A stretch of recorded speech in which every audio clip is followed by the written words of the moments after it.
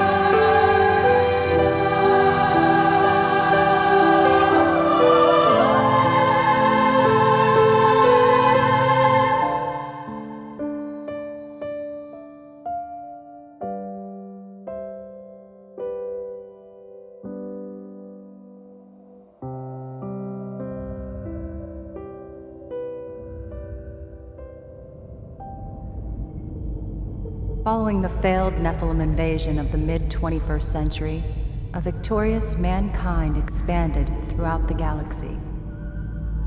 By the late 25th century, mankind had split into two distinct species, the Homo sapiens and the genetically superior Homo technis, known also as the constructs.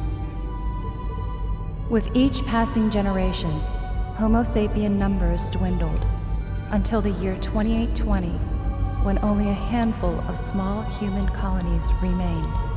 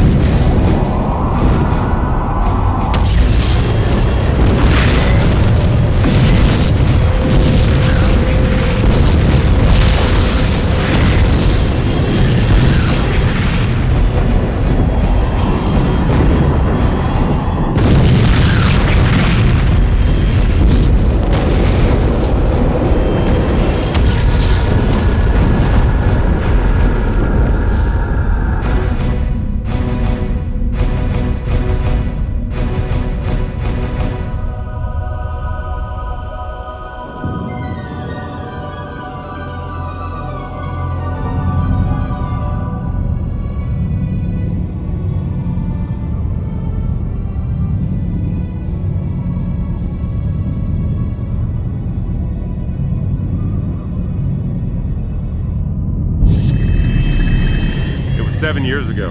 When the Construct League were taking over, I went to their old museum where they were having an auction. Really, no one was buying anything. That's when I saw the blue whale. Now, she was a sight. I'm surprised they would auction their most sacred relic. Nobody cared about that old starship at the back of the museum. Besides, everybody wants to make a buck. I got me some anti-grav lifters, sailed her right through the roof. So how old is she? I don't know, I guess her hull can hold up to 10,000 years, but inside she's as sweet as a virgin on her honeymoon. 387 gave me the tour. Smelt pretty bad. Now, we're doing a complete refit. Engines first, then the interior. Thinking about a leopard skin motif. Never seen that on a starship, have you? Not with Arcturian military torpedoes. That's right. Also taken from the Pleiadian military surplus of 2822 along with 3 kilos She will of... be the fastest starship in the sector. No more Vega runs. Now, we're the big time. Captain, Don't do that. transmission from Construct 3. I am fishing. Why are you fishing? That's the single most ridiculous question I've been asked all day. You were supposed to be on Construct 3 this morning. What's the big rush? It's just stasis pods. You need the arbiters inside those stasis pods. Yeah, to well, you'll get negotiate them an when you important get them, okay? So, 3 days. But you pay more money, we burn more fuel, you get them faster. Hey, Raj, you ever let the Reverend get unholy with you? You're referring to sex. You should try it sometime. Be good for you. Make you loosen up, you know? When do we get the pods? 2 days! Fucking constructs. Hey, Durassi, I'm finished the refit. Well, it's about fucking time, fuckity fuck. Let's get out of here. I'm not catching any fish here. I haven't caught a damn thing all day.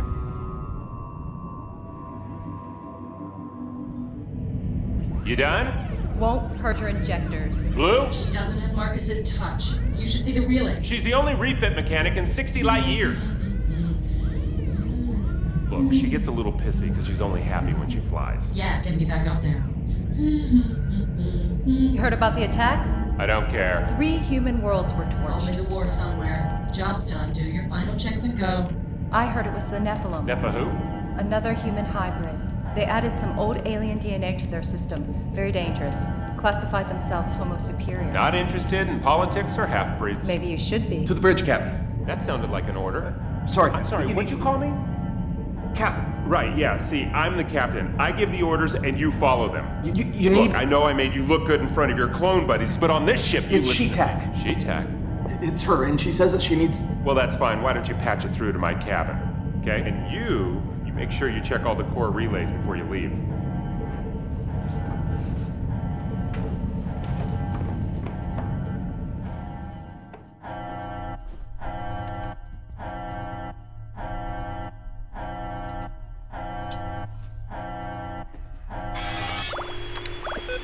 Durassi, She-Tech, you missed me? this is not the time.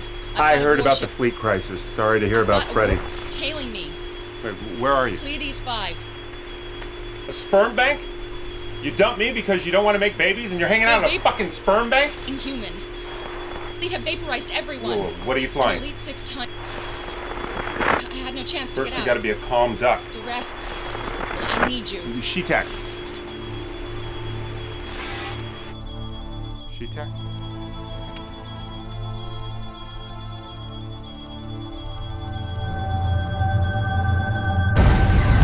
Asswipe! Pleiades system. But we have to go to Construct... She needs us. Blue, you ready to go? Engines coming up.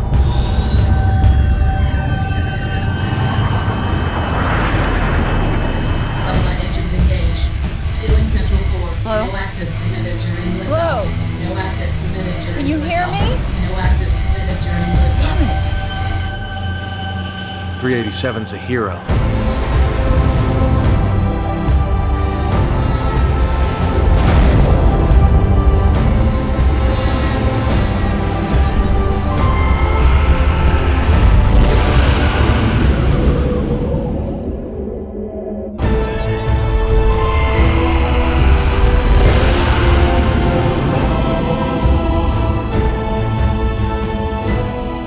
Years in 20 minutes, your best time yet, Blue. What is going on? You still here? I was checking the core relays when your engine started up. Well, why didn't you tell anybody? Because it's the central core. I could have been fried in there. I doubt that. Scan for Shetek's homing beacon. Where's my ship? I guess it's still docked at the rear. Blue? Yep, it's still there. We have her. Dead ahead. This would never happen in a fleet ship. Gag it, open comm lines. You took your time. Never late than better. I'm towing a life pod to the NMR. Need your help. Where's the barge fleet? They're all gone. Gone where? All of them. Something big coming round. They're back. Shetek, drop everything you're hauling and get out of there. No chance. Incoming vessel. General, engage anti-grav dampeners. It'll be rough. Roger that. Look out!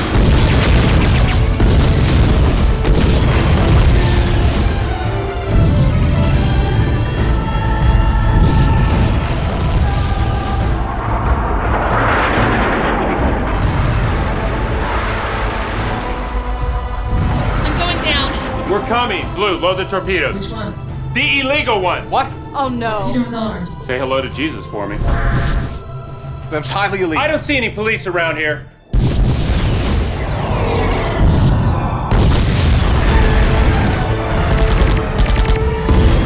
Losing lateral thrusters.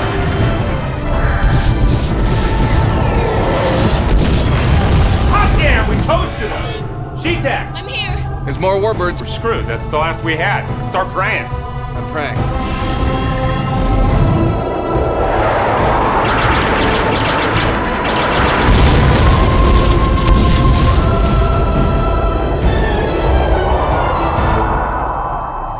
Status. Lower atmosphere with one warbird in pursuit. We're going down there. No way.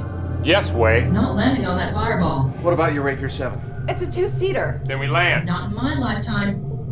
Override. Degrassi, you promised you'd never do. Sorry, babe. We're going down there. Degrassi, put me back online.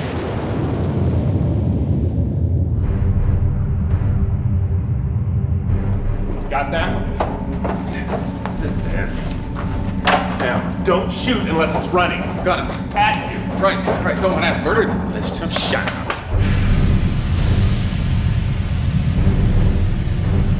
There's no sign of those Nephilim things. God, it smells awful. Yeah, it smells like your cabin. This was the ocean. Do you think so, Professor? If I was captain, I'd want to get as far away from here as I could. Well, you're not captain, so don't go trying to think. I don't like it. You know what?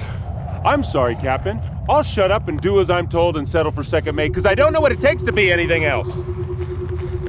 Found it. I'm good. I hope you said your prayers.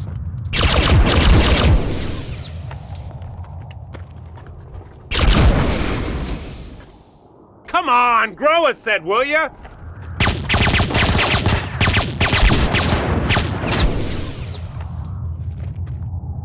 I saw what you did there. What? You pointed the gun at me. I pointed here. Yeah, you pointed it at me. Clones. Let's just stay as human. Them's ugly. Yeah, so are you.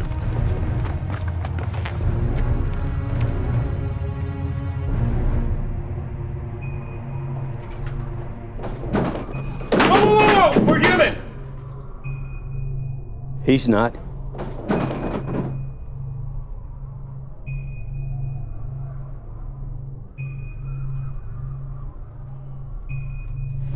Sorgon 387. Liberated Cro-Magnon clone.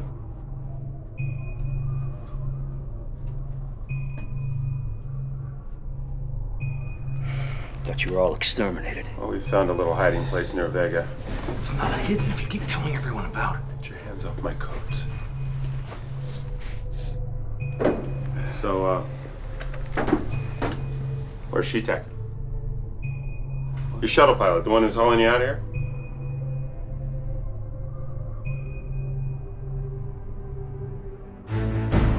Forward guns overheated. Wait 30 seconds. Engage jump drive. Wait 30 seconds. Override engage drive.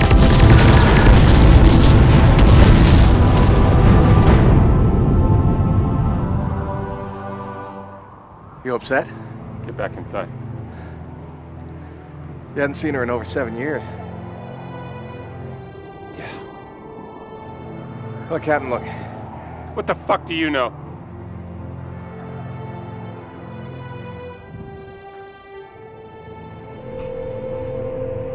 Siun Tukan. Siun. Cha? Siun Malatuik. Siun Chi Ama. Samaktium. Uga Samashium. Si Ama. Tamak Sium. Uga Shamasium. Si Amat.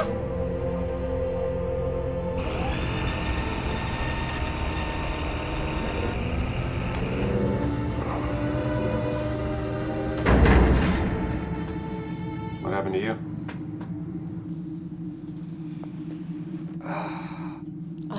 I'm a...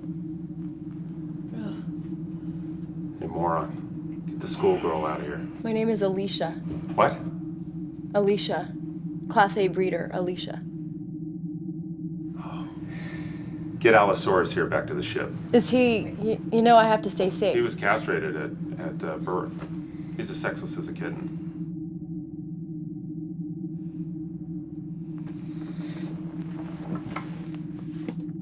Mr. Twinkle. Oh, he nearly left you behind, Mr. Twinkle.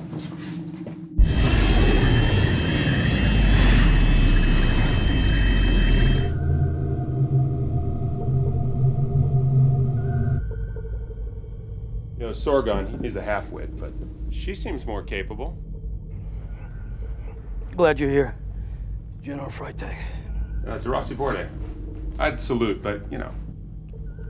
The Durasi Borde from the Pleiadian offensive.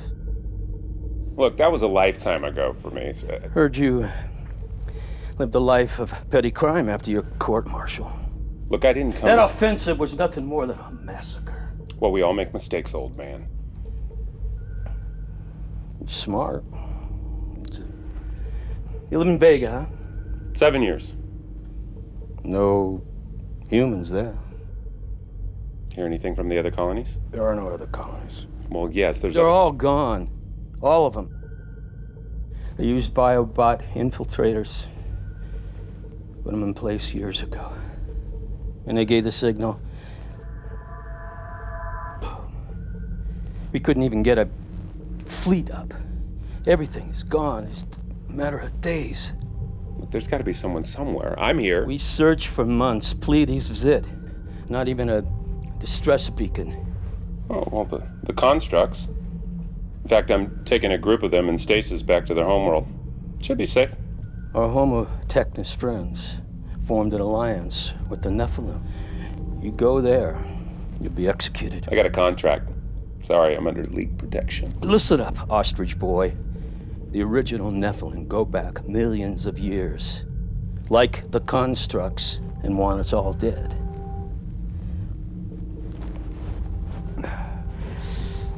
Oh.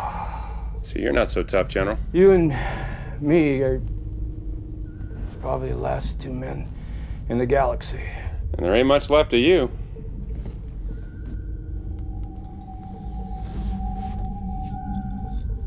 That, Alicia? She your daughter? She's the last we have. I'm disgusted. A man of your breeding. Get your claws on her. But you and her may be... You're hallucinating. You have no choice but to give her a child. Yeah, look, here. First we fight, and then... There's nothing left. The military went first. You regroup and hide.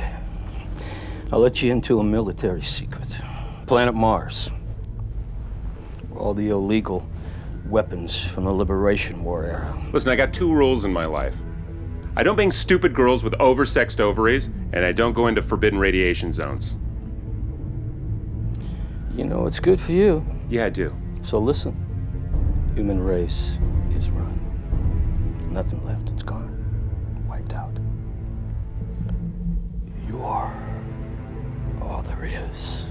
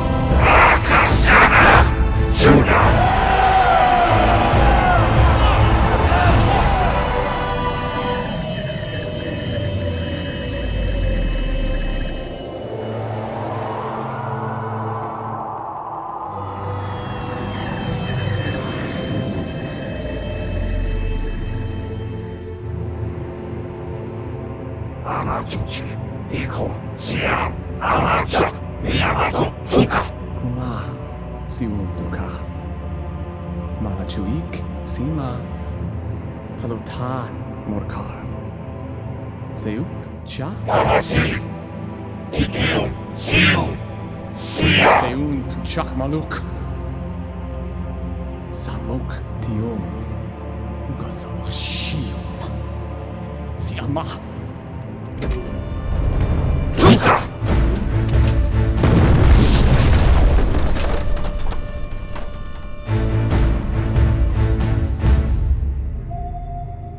Everyone's dead? That's what the general said. But there's colonies and stations all over the galaxy. Well, they found a way to infiltrate everywhere. The question is, why are we still alive? While you were hiding in the most remote planet in known space. Well, there's no hiding anymore.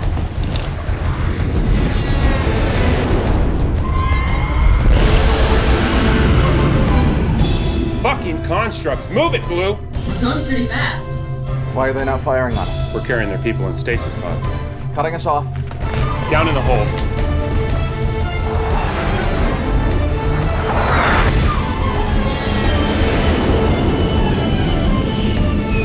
Hey, ready? Yes, Captain. Dump the cargo.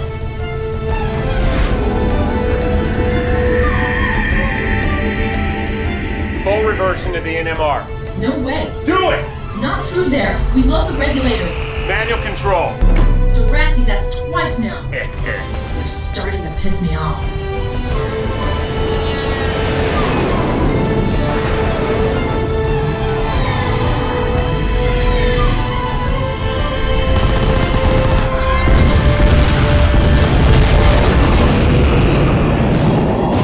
Regulators 3 and 5 are blown. Blue, stabilize. With what? Uh-oh. Hyperspace coordinates. Where? Can I? Anywhere. No. Mars. Not there. Go. We're locked. And engage.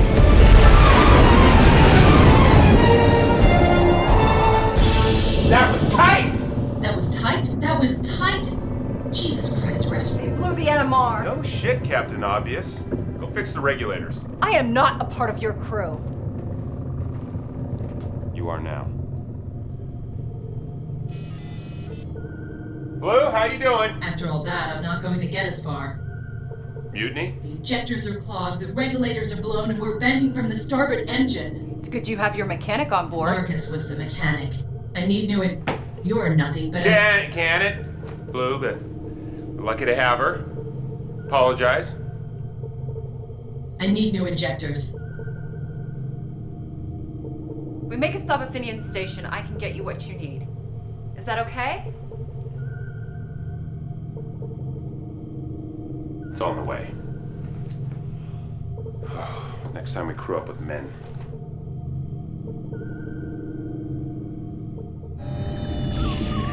That's every human frequency. But there is this. I hate that song. What does that mean? It says the Homo sapiens scourge has been eliminated.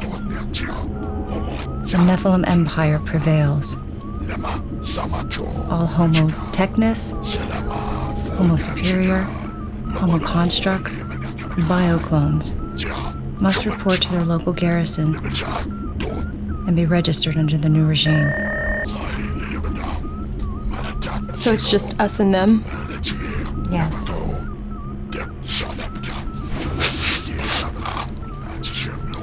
And Darasi? Yes.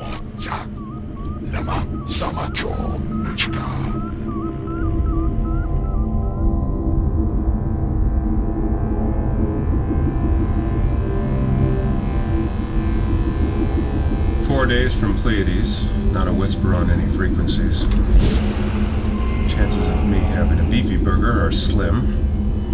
I've lost my taste for Georgia Deer. We're seeing construct ships in the distance. We're a day away from Mars. Let's just hope they have a beefy burger. Or at least a nice fishing hole.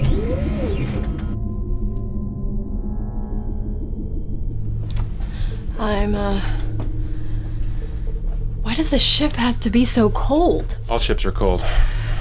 You ever been in space before? Never left Pleiades 5. It's always warm on the beach there.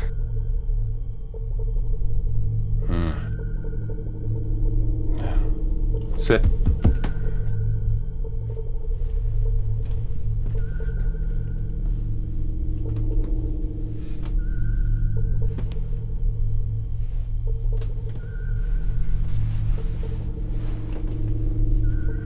How well do you know She-Tech? She was in charge of our program. Did she ever talk about me? I'm sure she did. No, never. But she did speak about Freddie a lot. Why, you and she were... Yeah. Whole 18 months. Oh. Well, you don't really seem her type. Yeah, I guess not. So what made you want to become a breeder? You like sex a lot? Never tried it. Well, the Corps was giving away incentives to get the human population restarted. Oh, I've been away a while. Oh, well, some disease was doing something to women's ovaries, and, well, mine still worked, so I was encouraged to enroll in the program.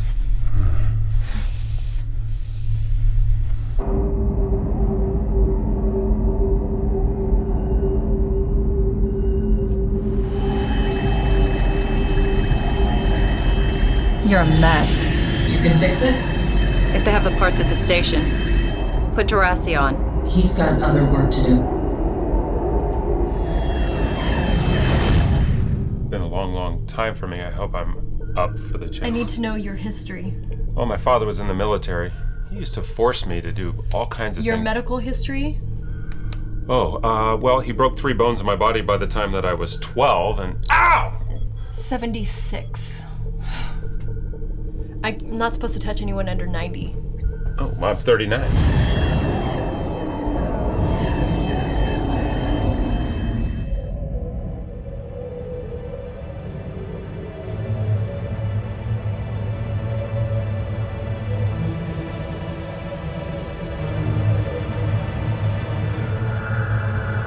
Very nasty.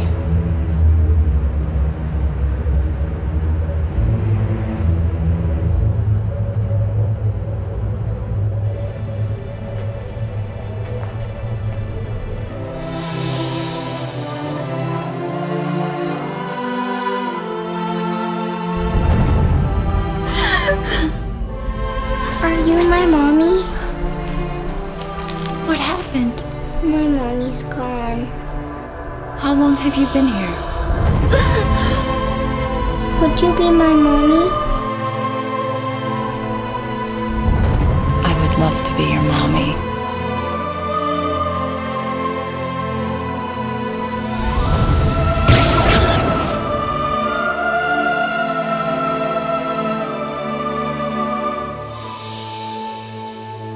It's just a robot!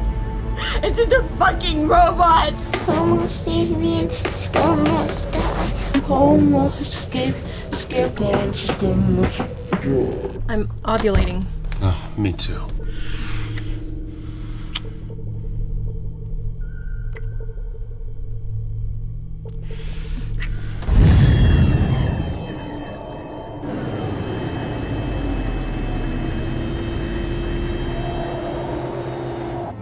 Open the docking bay doors, Blue. Sorry, Contessa. I can't do that. Open the fucking doors, Blue, or I blast you a new asshole!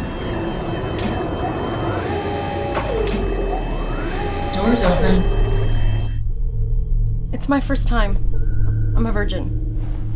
It's my first time with a virgin. Oh. Sorry.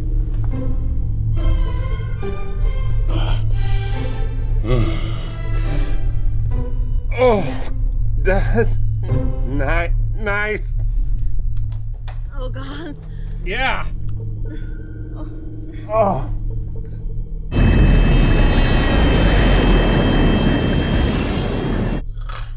Sorry, dozed off there for a bit. Oh. You know, this is strange for me. I ended it with She-Tag. Or she ended it with me, because she didn't want to start a family. I don't remember. The point is that you want this. And I don't know if I'm ready to start a family. I mean, I want to, but not so fast. I want to get to know who you are. DeRossi. Oh, hey. She slipped out about 10 minutes ago. I know. Did you find anything at the station? What's wrong with me? You find me attractive, don't you? You've been married to Marcus ever since I met you two. Marcus was older than me, and We both miss him.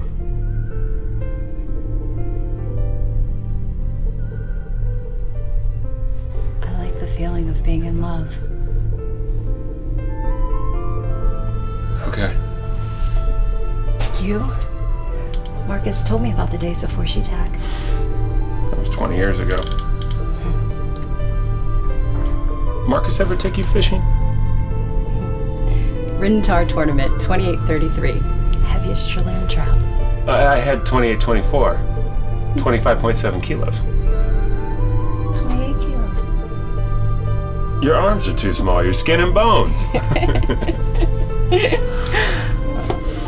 DeRossi. You like me?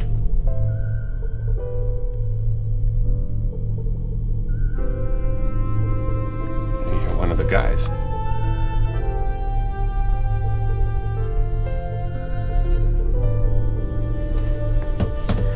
I have a girlfriend. Besides, I'm all spent.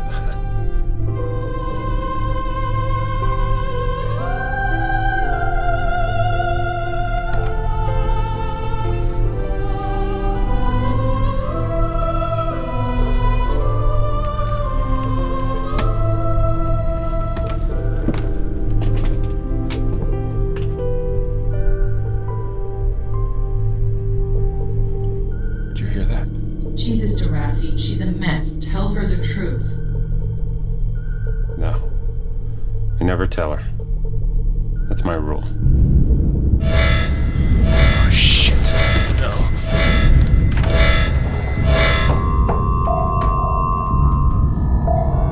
Not good. Not good. Open fire. With what? I brought you a gift. Are you insane? Send me out there and I can blast a hole in their hull. Incoming transmission. There's a reason they don't use these anymore. Because they work? I said incoming transmission. I've been around these babies before, and they're prone to, explode without being primed. What do I respond with? Ask him what the recipe is for trillion trout. I don't give a shit. On screen. Captain, you're ordered to stand down and be We already dumped your stasis pods. Go away. The whole galaxy is after you. We just want to put an end to it. How about I give you your deposit back? Will that make you feel better, huh, Missy? You have no weapons aboard your ship. Yeah, but we're faster than you are. Krondisar. Why don't you sit on this and spin, you squealing pig? Do what she says, Captain. He's one of you? They left me no choice. You and them. 5 years of service, and this is how you repay me? Shut up! Pig master. Monkey brains. What? Okay, you're together, so what do you want from me? Our stolen ship. We believe the core system contains the DNA codex of an ancient, full-blooded Nephilim overlord. They need this to be immortal, and they share it with You're us. a freaking puppet. Do it! Like my new toy? Screen off! You know what? You're gonna have to learn how to respect your captain. Thank you.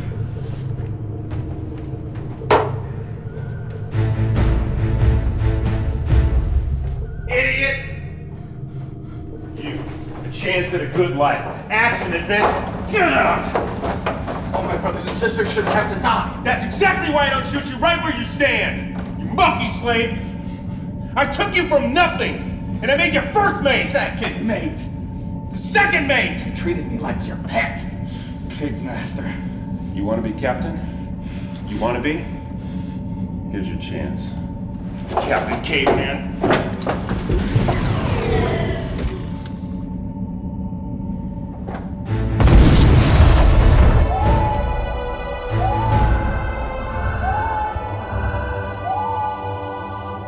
Sorry, Captain.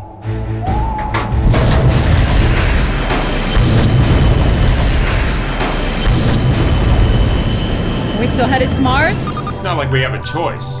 Headed to someplace called Mars. What's on Mars? Old human colony. Weapons. Maybe an army. It's unlikely. The whole system is flooded with Hawking radiation. So we stay for a few weeks, do some fishing, collect some weapons, and then we leave and wage war. Planet Earth was destroyed centuries ago. Nothing can live in that system.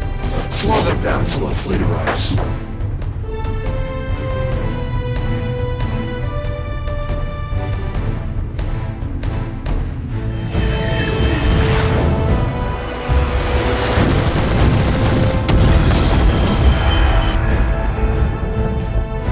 Did you threaten 387 with a tactical nuclear weapon? Oh, hey! Where you been? I was tired. Oh. Don't like this, Captain. We're venting plasma from the starboard engine. Why don't you try igniting the plasma?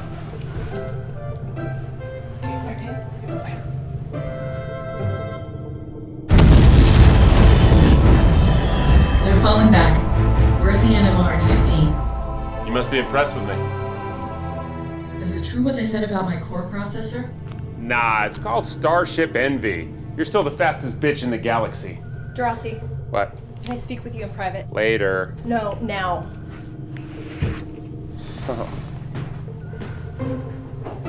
Wait! Come.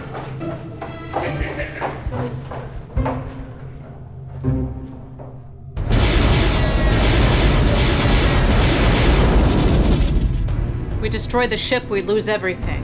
Our fleet will be here soon with them satellites. Her starboard engine is weak. Small strikes will eventually crack the casing. She'll be slow and easy to catch. We destroy her, we destroy your planet. Look, if you got a rash or something, it's not me, because I'm clean. Have some Jojo beer. Probably the last in existence. Ooh, it doesn't taste like beer. Yeah, I made it myself. Wow. Yeah, last night was pretty special. Well, I was actually expecting a little more fireworks. Well, you got some now. I just don't feel it with you. Well, you felt something. Look, this whole kissing stuff, like you're my boyfriend, it's not what I signed up for. Maybe we should try again. No.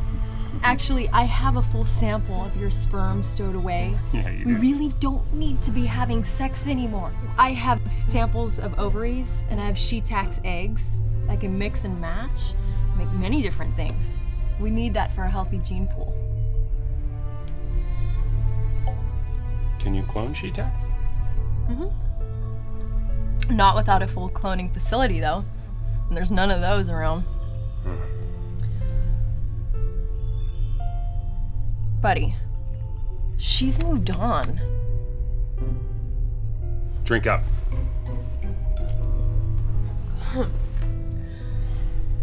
Contessa keeps looking at you.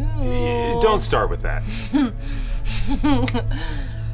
She's beautiful. You and she really weird. Nope.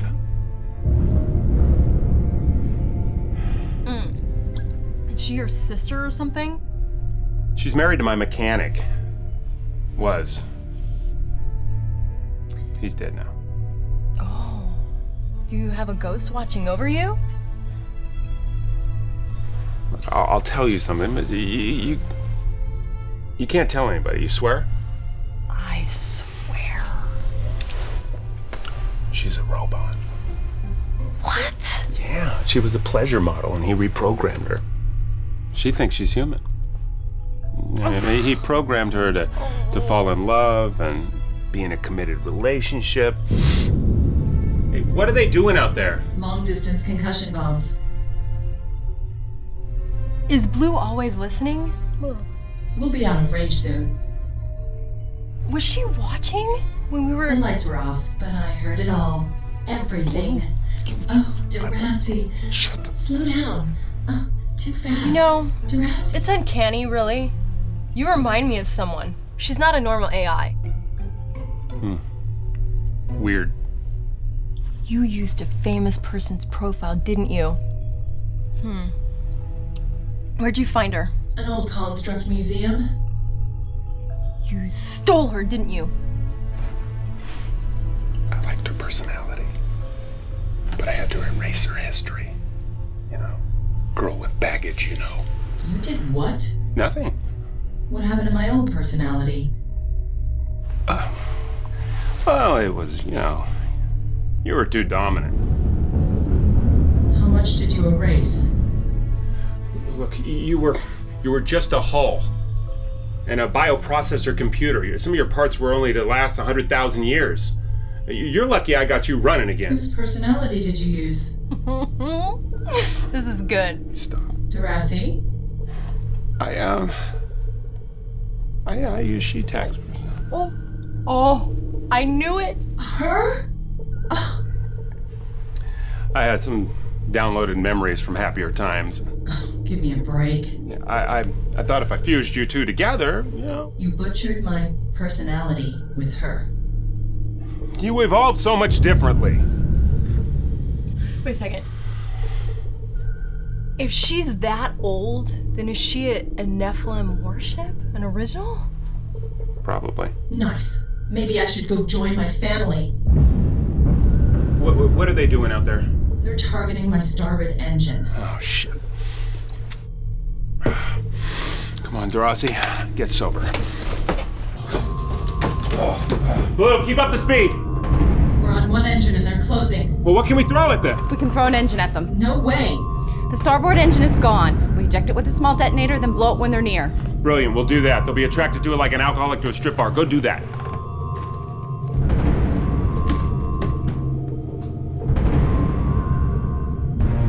Almost upon them. What are they doing? It worked. No. Now I know the captain and his snake tricks. Hey, activate the magnetics. Ow! They're on.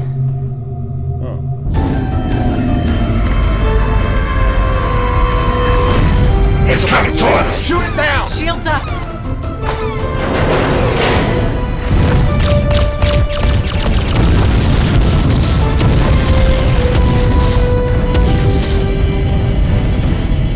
Status. Ram scoop destroyed. Engine management offline. We ain't going nowhere. No matter, we'll keep the war fleet close. Very impressive, Cap. Sending out contractors. What? They will keep tabs on where they land.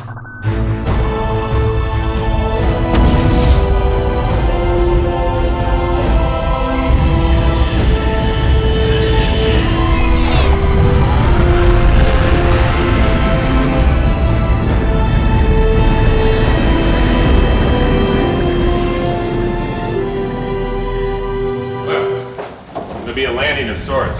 Can't say I'll be walking at the end of it. It's a personal shuttle, isn't it? It'll be a safer landing. You want me to blast the Nephilim warship before we land? And you stay hidden. It's mighty precious cargo you're carrying.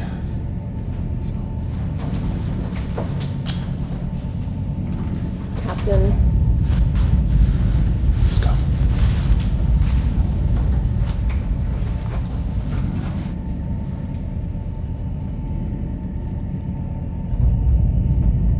Time's wasting.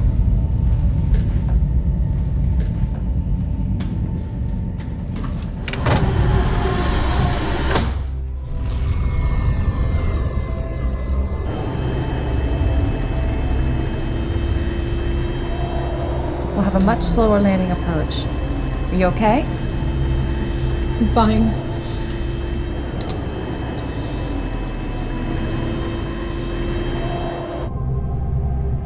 No fishing holes anywhere.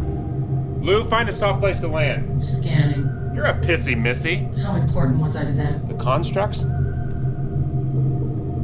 They had you locked in a museum. Your consciousness and you were alone for a few thousand years. You had no one to talk to. You're all alone. Couldn't move. That's what I was. That wasn't you, Blue. And you're not She-Tech. You're unique. Special. You know that, don't you? I know that. Do you? Blue? Hold tight.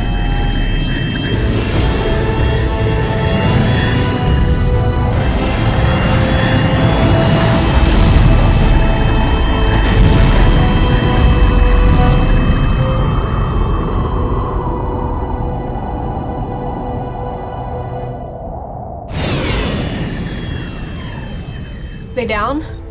Seem to be. That's not good.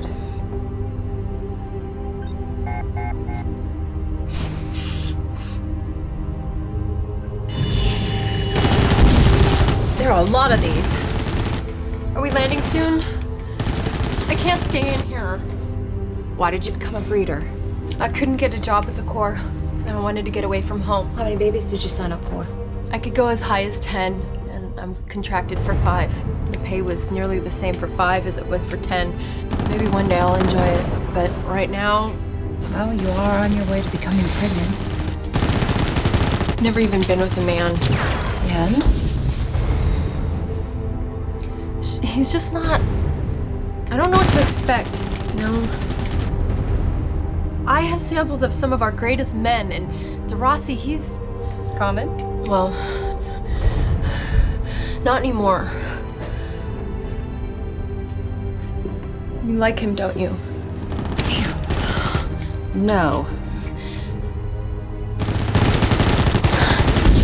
My husband. He recently passed on, and I've been taken over. Oh, can we sit down somewhere? Listen to my story. Your story? That's funny. What do you want from life?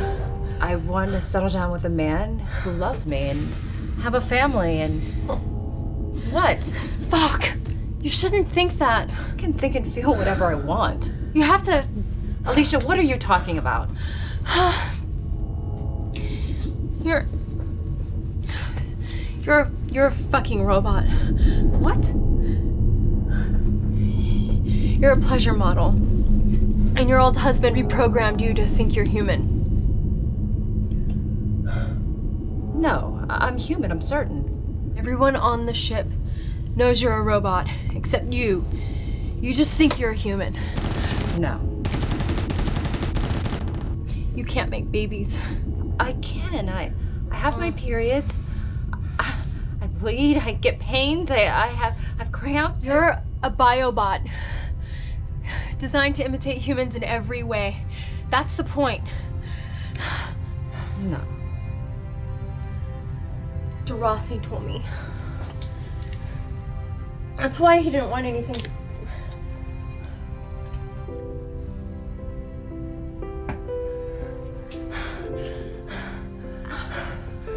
But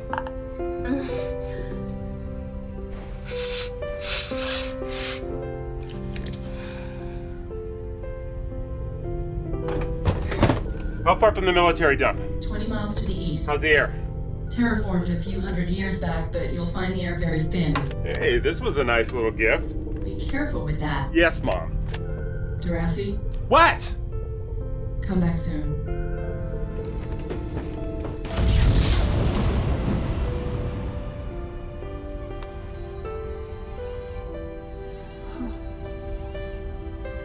On Pleiades, we have beaches everywhere. Not really any land. Shallow waters.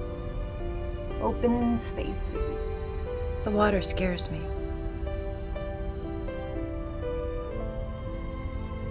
You like me, don't you, Mr. Twinkle?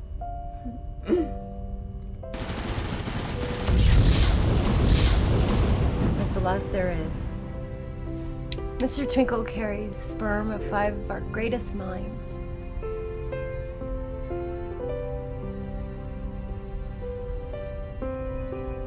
You want to be in love?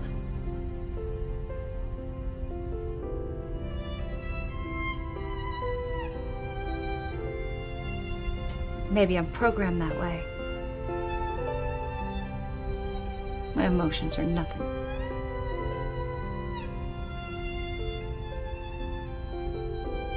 Why did he make me feel... Why did he make me want things?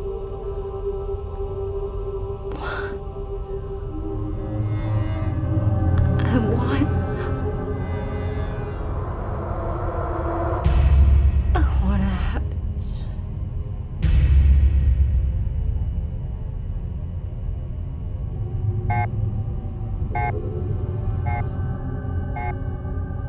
What is that? Bring back plenty of weapons. I'll do what I can. I love this thing. Woohoo!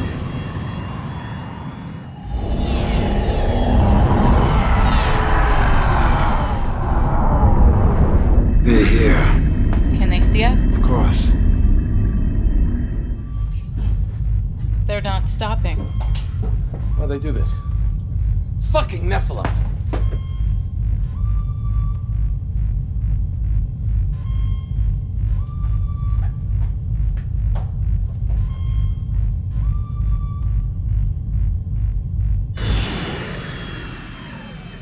Are we gonna be shot from behind? They got bigger fish to fry.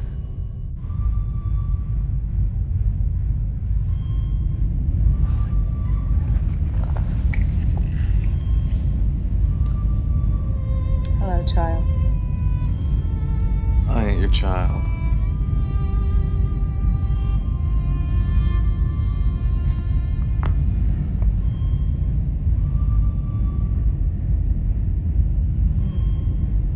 .387. Was. Still a slave.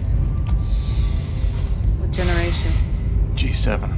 3 hearts. Bioplasmic skin, double density cranium. Lung filtered enhancements. You know this? Genetics programmer. After incubation, I was sold off across the colonies. 3 masters by the time I was 12. Bioseller came to Rintar and the captain bought me. When the G7 recall started, captain freed me. Second mate. At half pay. Who's the first mate?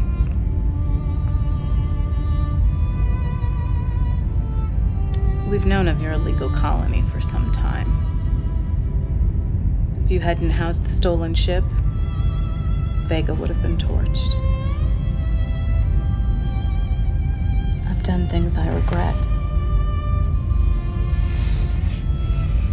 The captain deserved a lot of this.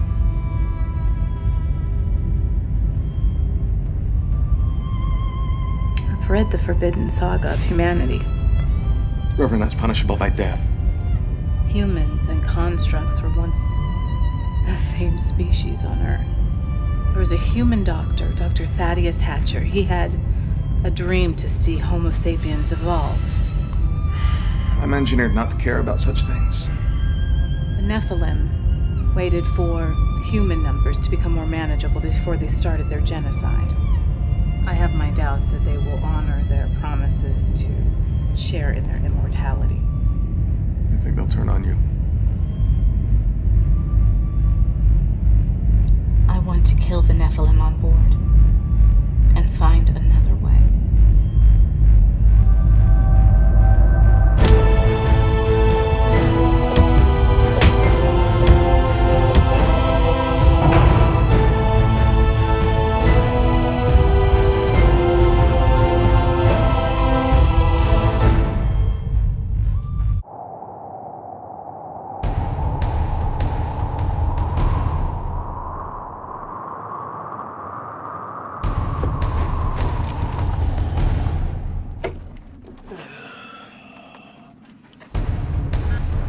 Dead ahead.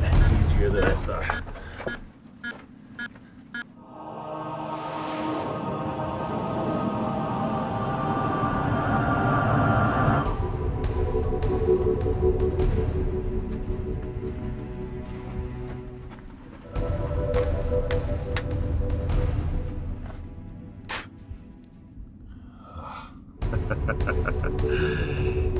Yes.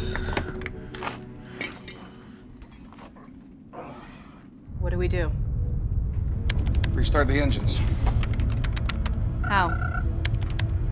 Route the star drive through the maneuvering thrusters. It'll be slow, but we gotta try.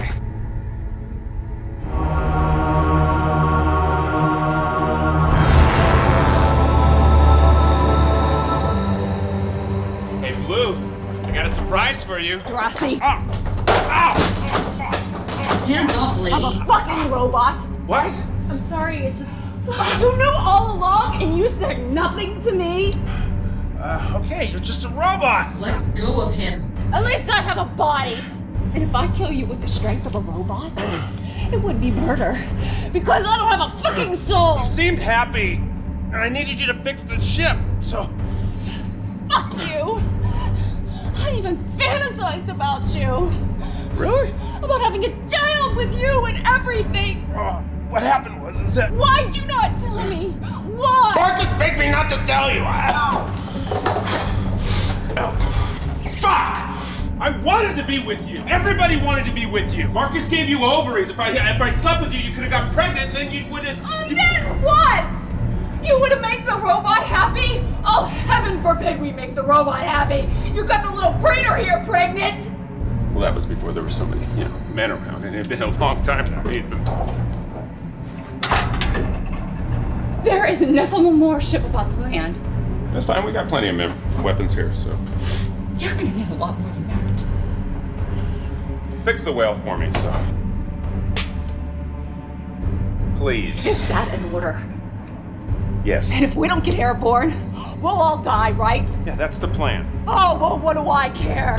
Because I'm just a machine without feelings. Trust me, you have feelings. They're here.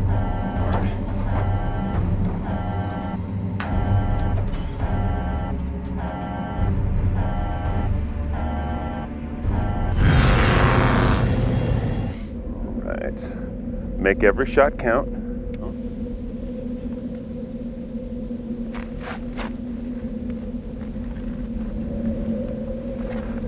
All right. Thanks. Okay. I know you've never seen a Nephilim warrior before. What is that? This is very fucking dangerous.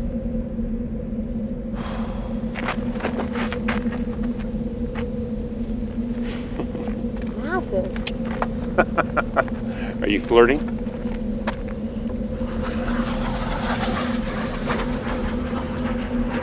If you refitted me with the new engine casings, we wouldn't have this problem. Did you know I was a robot? Everybody knows. You could have told me. If I was you, I'd prefer not to know. This is your heart and soul. I could end it all for you right now. One false slip. You could do that. And then you live with the guilt. Do you think your feelings are real? Of course they are. We're no different from humans. They have their DNA and its biological programming. Your advantage over mine is that you have a body. You can do things with your feelings.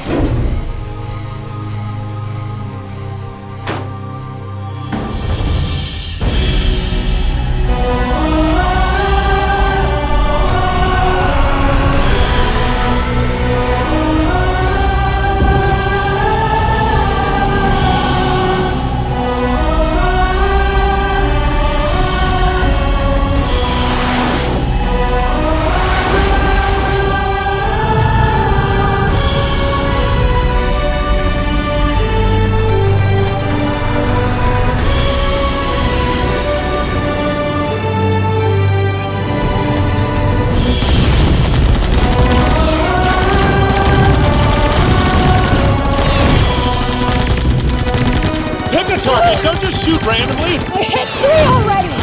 You can't possibly miss! Shoot the mini nuke!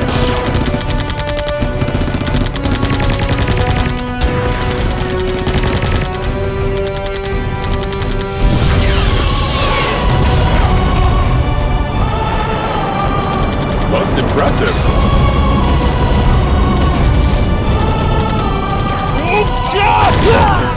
Oh, I'm gonna kill every last one of these motherfuckers! Die and die! Enough. Come on. I'm gonna do this! These fuckers have got to pay! It's a pity you didn't show this in the bedroom.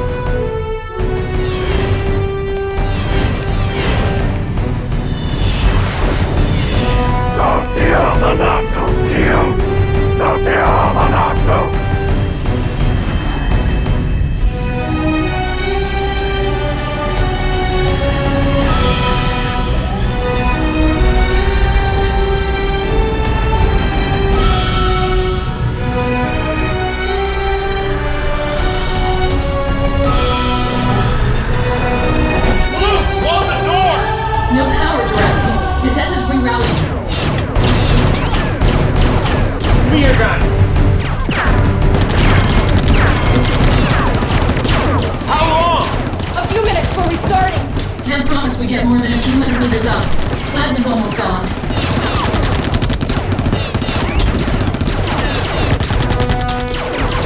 You got enough to get off a couple of missiles? I've armed them for you. Get back! Both of you, take the Rapier 7, take it 20 miles east of here to the caves. That way you'll be safe. There's gonna be a lot of explosions coming off.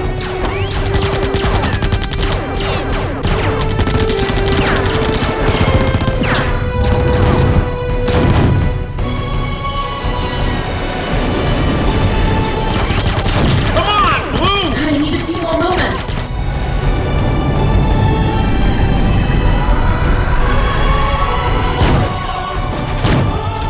Rerouting plasma conduit. Empty.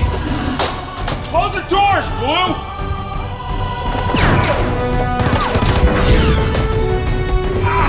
Jurassic.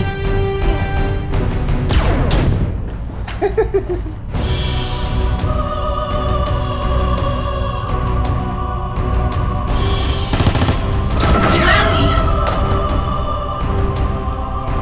Lascia CMT-PRC!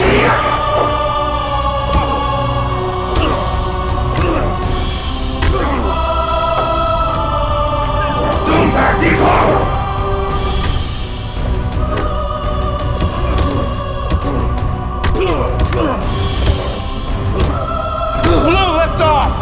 Not enough power. You humans keep us from our immortality. Your species must die. You guys sure are ugly. Sorry, Jurassic. I'm trying everything.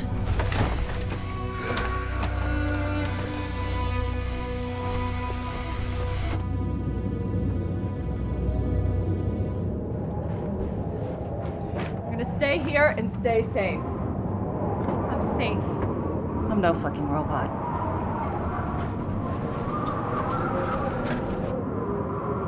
Okay.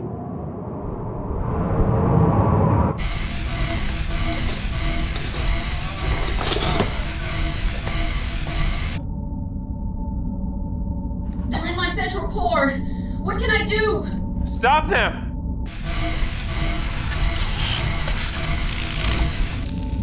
Jurassic. Blue? Blue, you talk to me.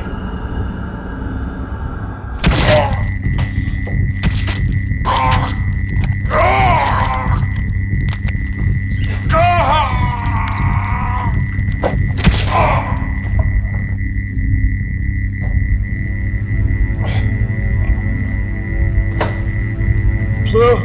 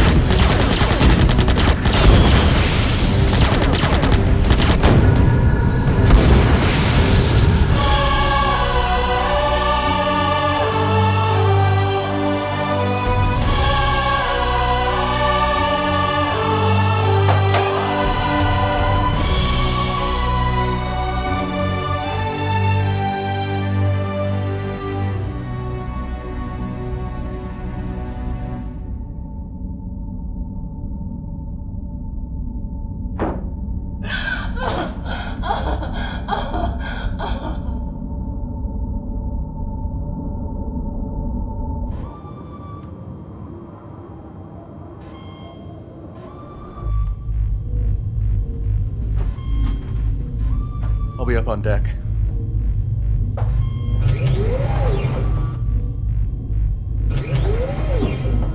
Get off the ship! You want to die now? You are a conniving race of cowards.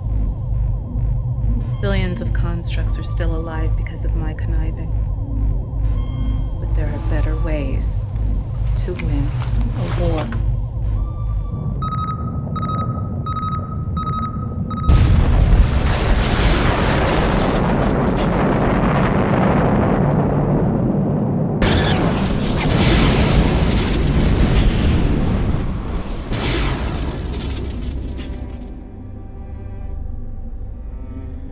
Thing about fishing,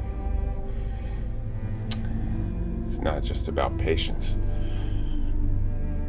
It's a strategy against the fish. First you have to lure them onto the hook. And then once you get him, you have to keep him. Wear him out before you bring him in. Remember that. We will.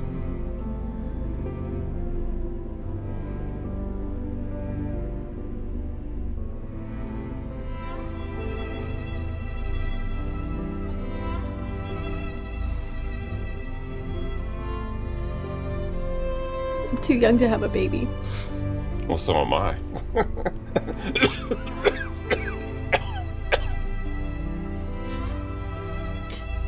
Your ship's in good hands. Yeah, right.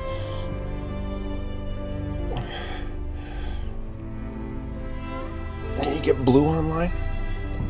Sorry, Captain. Her central core is intact, but we're unable to wire her back into the ship.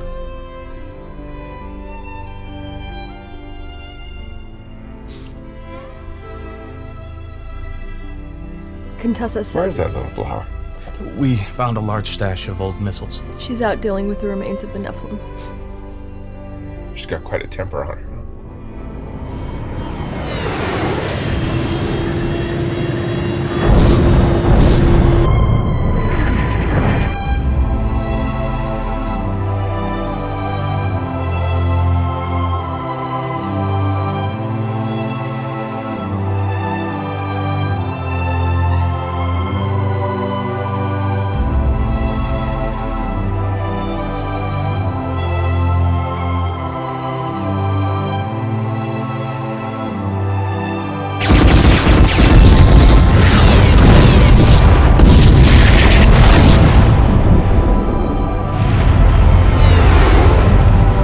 Vector 28, phase 7. Got him locked. Fire.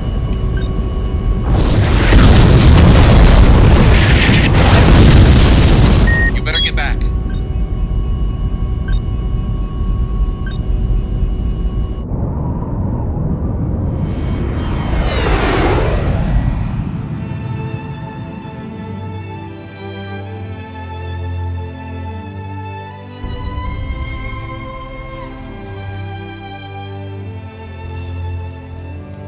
I wish I had,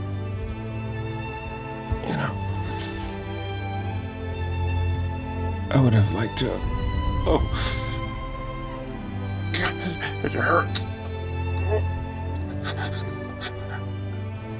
I wish that. Dorasi.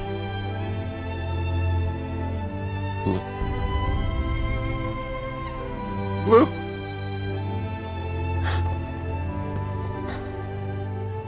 She's trapped in the crystal. Her consciousness is still alive. Find a way to...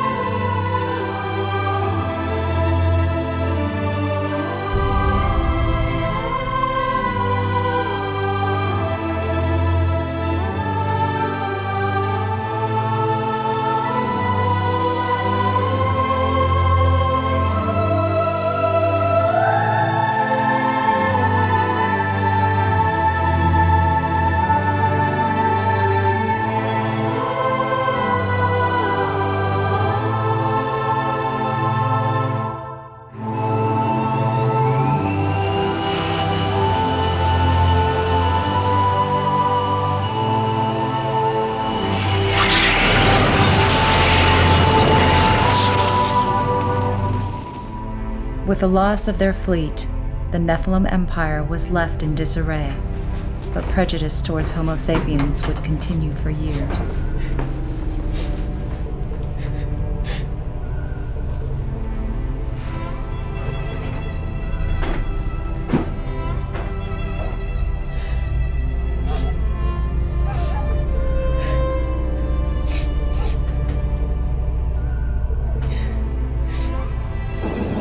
Orlok, the construct geneticist, used Alicia's ovary collection to grow a clone of Sheetak. We felt it would be a fitting body for Blue's consciousness. Darasi would have been pleased.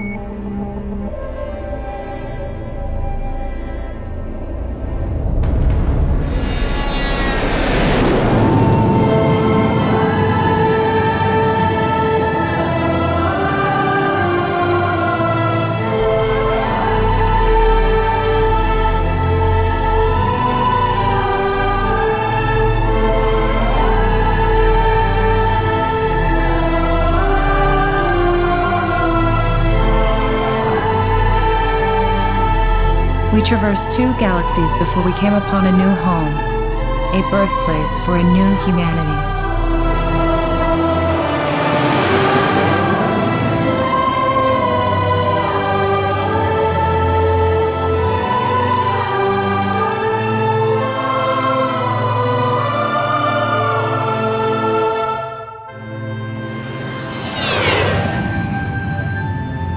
May I upgrade? This is really... Right there.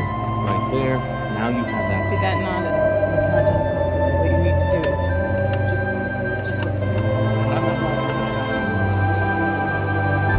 Your touch stabilizer has to be all three. Do not touch. Alicia discovered her true calling after leaving 5 beautiful children for me to care for.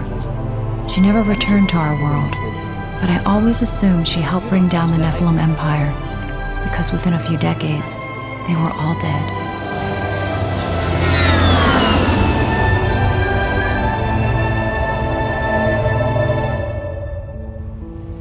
Alicia's sperm sample gave me a beautiful son. She never told me the identity of the donor, but I know it was Darasi. Our new home is strange, and fishing is now our way of life. We're happy here, but part of me misses Darasi. His ways were often wrong, but he was a man, and he lived as a man should. I hope my son grows up to be nothing like his father, but sometimes I hope he is just the same.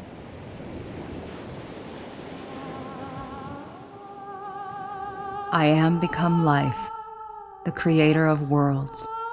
I am a machine, and I have a soul.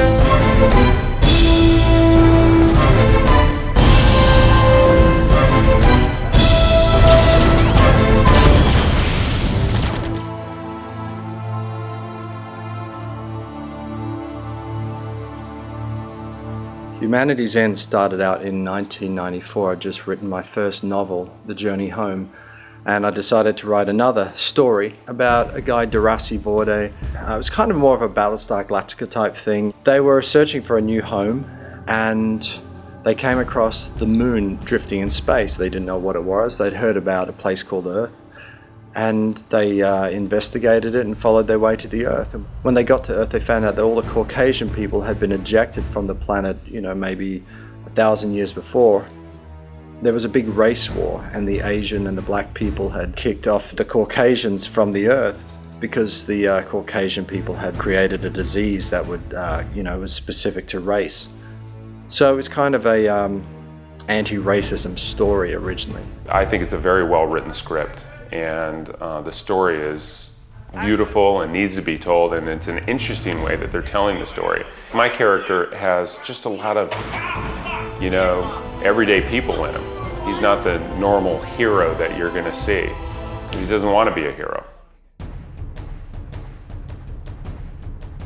Bipolar Armageddon was a much smaller, tiny film. We shot that in upstate New York. And also Nephilim, which I guess was the original start of the whole story about the Nephilim.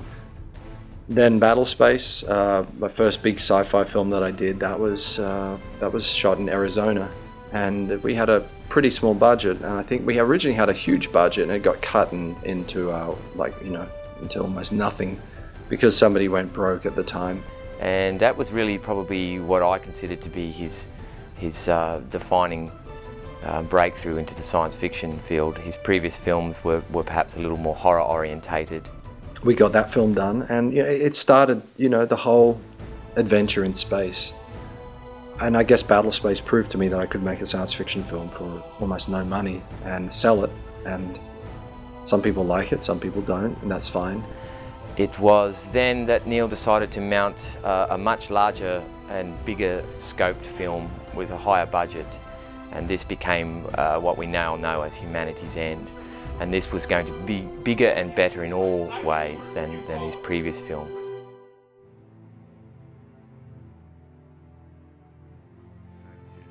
Originally, my idea was to rent a house in Palmdale in the desert outside of Los Angeles and build the set inside the house. So the entire house would basically be a spaceship, because when I was a kid, I always dreamed of building a spaceship in my own back garden. But I rented a brand new house, and unfortunately all the electrics hadn't been done, and the place was a bit of a fire hazard, and there was like dust clouds coming through because we were right in the desert. It wasn't really appropriate. So I moved out of there, moved back to Burbank, which is the real Hollywood in Los Angeles. And I rented a small apartment there, and the plan was then to basically find a warehouse or somewhere to shoot the film. We came across Laurel Canyon Stages, and they had pretty much a full spaceship set built already. So we modified that.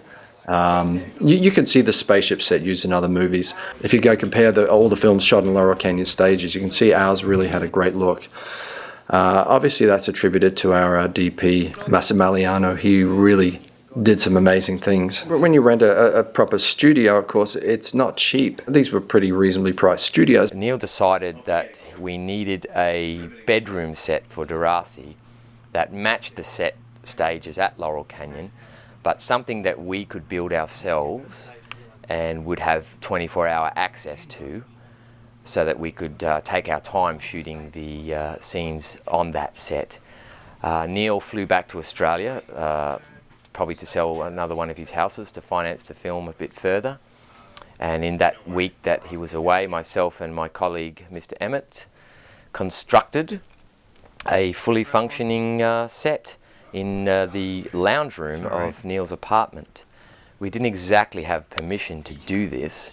We kind of brought all the materials in at night, sneakily up the stairs, big sort of loads of timber and tools and all sorts of stuff. And when we were constructing the set, it was summer in LA, and it was quite hot, as it does get there.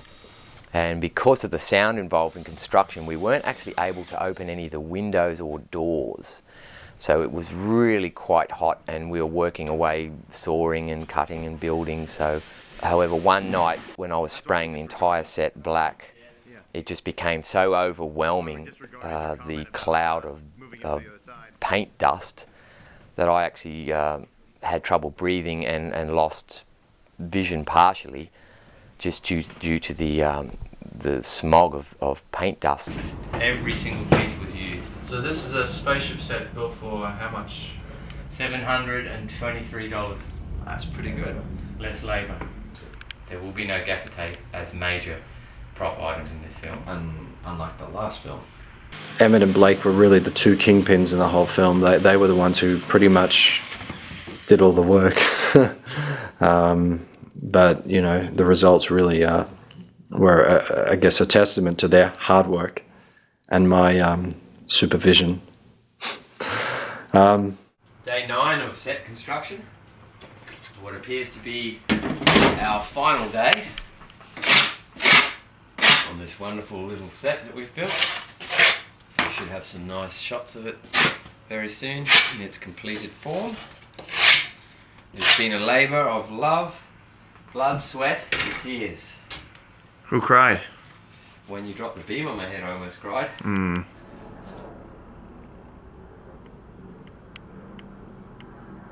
I guess without them, the film just would never have been even close to being as good. These guys saved my ass a couple of times over the years, and again on this film. The two of these guys together are like an army of 100. I was pretty proud of them and pretty thankful. And you walk in, and it's unbelievable how it transformed into these four walls into a real live space cabin. I mean, it was really remarkable that when you walked in, you really looked at it, and it was just, how did these guys do this? It was really phenomenal. It just felt real. It was perfect. The construction of the weapons went along quite well up until the point when I had to actually paint them all black, and due to the previous experience of painting inside the apartment, I felt it would be healthier to take them outside and paint them. But being in a residential apartment complex, this wasn't really possible without drawing undue attention. So I managed to climb up onto the roof of the complex, and that enabled me to paint the items without being seen. However, the second day of painting the guns up on the roof of the complex brought some unwanted attention in the fact that we had several, at one point, helicopters flying over, then circling back, and then they seemed to be hovering a few hundred meters above.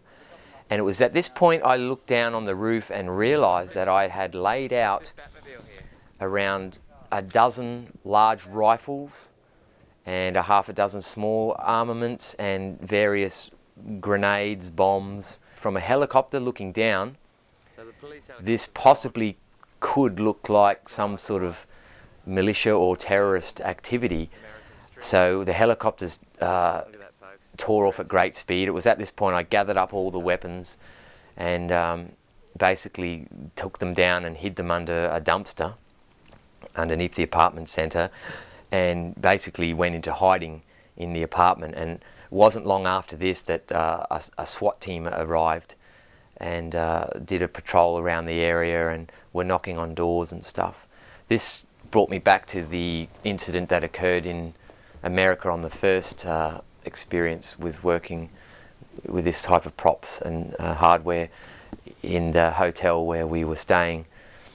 We were doing some costume tests in the car park, and I was all dressed up in military gear and flak jacket and weapons, and that brought some undue attention. That was just a squad car or two at the time, but this recent incident in LA basically brought a fully fledged SWAT team. Dangerous. There's guys outside the walkie-talkies watching us, management of the building, because they're wondering what we're doing. And they've gotten word of the fact that we're doing a film here. And they will close us down soon, but we kept the door locked. The real challenge was in the Nephilim outfits, which were basically, the order was that I had to put together 4 Nephilim warriors from basically bits and pieces, leftover items from the previous films. We had all the costumes shipped over from Australia to the States, and I began work on converting all the outfits into something that looked a little more special for the film. Blake is obviously wonderful.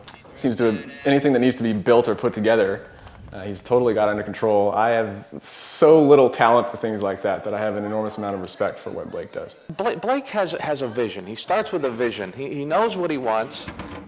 He's surrounded with tubs full of clothing and pieces of uniforms and odds and ends and bits and gadgets, and he just takes one look at you and he says, yeah, let's put this on you, we'll put this on you, we'll put this on you, there. And you think, oh, come on, and then you go take a look, and it's amazing what he puts together, and what he, I mean, this stuff here, we actually dragged a couple of people down out on the street and just pulled clothing off them and put it on me. It was great. Mr. Blakey, oh, he has a piece of my heart. So loved Blakey. He was there every moment for me, and He wore, I don't know, 1,000 arms. He wore 1,000 hats. He did everything from dress me to make sure my costumes were on the right way and buttoned, to my props and decorating sets. With science fiction, I've always loved, that sort of space opera fantasy stuff, but I like real character interaction. I'm not into these sort of movies that are just cops in space. I'm into something that's much more epic and grand. So when you want to undertake a film like that and you want to do it on a relatively small budget of $140,000, well, you've got to try to be a little clever with it. Because I've been a director for 22 years, I realized I knew what I was doing and I knew how I could handle a budget like this and make it work for, make it look like $1 million on the screen. So I guess that's the clever way of making movies. I thought this was just going to be, another film that, everybody does a lot of this. It's hard to know what to expect because obviously the budget of the movie is very small, but Neil is very committed, and the crew is very committed.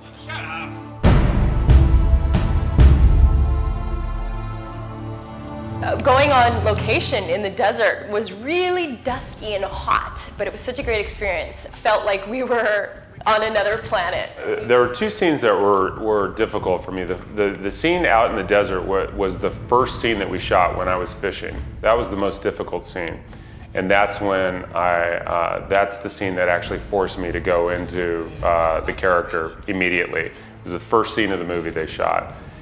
Because there were so many things going on. I'm talking to, it's not Jay Lene anymore, now I'm, Darasi Vorde, where I'm talking to a clone here and a clone there and a half-breed here, and I'm talking in my thing here, and I'm looking at a ship over there, and then I'm talking on this, hologram over here, and I have a relationship that's different with all these people, all within a few pages. And in this case, we were heading into the Mojave Desert. There were times we were heading up into Death Valley, Red Rock Canyon, some quite exotic locations.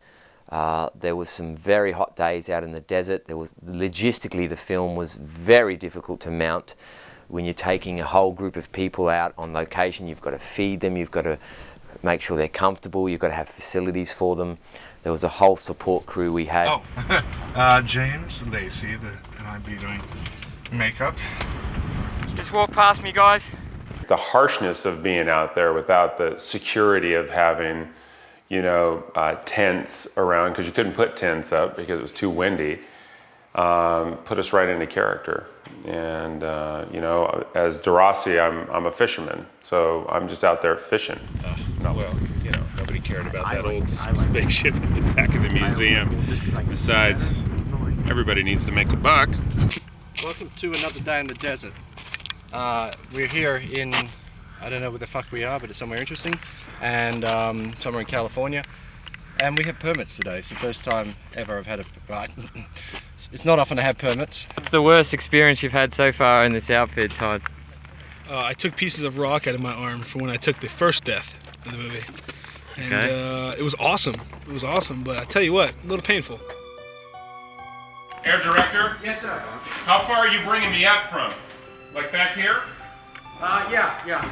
And action. Set here on the little canyon sound stages, the ship, it feels real. It's just gonna look amazing on film. It was big, and you were like, wow, things are really happening. And we got to do some fun shots there, and the lighting got really interesting. And we had a lot of smoke that we had a lot of fun with. Hey, Blue, I got a surprise for you. Ow! Oh, fuck! Hands off, lady. I'm a fucking robot! And Mossy, our DP, was blowing smoke, and we had a lot of jokes made out of that. They even transformed those sets because they were very raw. And these guys came in and just took them apart and just really made it believable. It went by so fast. We were just all enjoying ourselves so much. I guess one of my favorite people of all on the set was Massimiliano, or Massi, as everyone calls him. He was our DP, and wow, let me tell you, this guy was truly a legend. I had to beg him to do the film, below his normal fee. And he was gracious enough to say yes, because he'd never done a science fiction film. I mean, the guy is, he does a lot of big movies and stuff, so you know, he was able to come on board and work with my my special digital system that I kind of put together for the movie. I've been, as a personal endeavour, been researching and collecting other science fiction films that were shot on the same set at Laurel Canyon Stages, the spaceship interior sets that we shot on. And I can say without hesitation that every single film that I've seen, and it's around a dozen films, they were all shot on exactly the same location, do not stand up to the shots that we achieved that day. And now this has to come down obviously out to the lighting, our DP, our Steadicam operator, all the guys on the crew that made those scenes shine. And then you compare this film, you can see how good a DP he really is, because this movie looks so good. He really understood my style of making films, and he just jumped on board. I mean, this guy was perfect in every sense. To this day, I can't believe my luck sometimes. All the good people I had on the film really means a lot to me, to have, you know, have the respect of somebody like him and have him come on board and say, yes, I'll do your film. And he brought his crew and his Steadicam people along, and I mean, they're all fantastic. You know, the guy who did the Steadicam was Italian as well, speaking a lot in Italian. It was really cool. It was a good European sort of set, shall we say. And, you know, we have an Italian DP on the job, and you got to watch out for the Italians. Are you behind this? Are you responsible? No. He's the smoke machine master. Is this your fault? Yes. Nope. I don't know anybody. No, he needs to I say, would I just don't walk speak by. the English now. See? I just walked by, and I saw a bunch of crazy people. You're a pedestrian? Yes. I just got lost. I was asking for the right way to go back home. And where are you now? I don't know yet. I didn't figure out. Do you know where the train station is? I think it's, yeah, on the left. Get off my set. Very good, young one. That's what I've been trying to do. But they keep pushing me back. Yes. Correct. Correct. See? I came on set, and it was a real quick scene where I come in and Deraci's having his moment with Alicia, and I'm doing everything, and I just come back from Mars, and I have all this stuff in my hands, and I hear them, and it's just a second. But when I got to film that, it was just me and Neil and the DP. And I come on set, and I think it was a moment before something emotional happened. I don't know, but I walked on set and I saw the two of them. And he was speaking Italian. And I started crying. And they were discussing the scene. And then the DP starts going like this. He goes, what did I do? You know, he thought he did something. And I go, no. I said, you sound so beautiful. I said, you're making me cry. And it was just a very fun, you know, it was very an emotional moment. Just because this is in short how it felt to work with this group. I mean, it just brought so much out of me, so much emotion, so much love. Capito Andrea? Quindi parti un po' più vicino lì, quando vai indietro te la tieni, ti tieni il margine della cabina, non sbogli. E poi le pentusci la vita. Sì, prego. I hope, you know, like an Italian didn't do anything to you. Like, yeah, I hope it's something. No, I love nice. my father. Oh, Maybe good. that's why. Oh, God, okay. Wow. Sorry, Neil. It's okay, it was nice, we appreciate it. Yeah, yeah.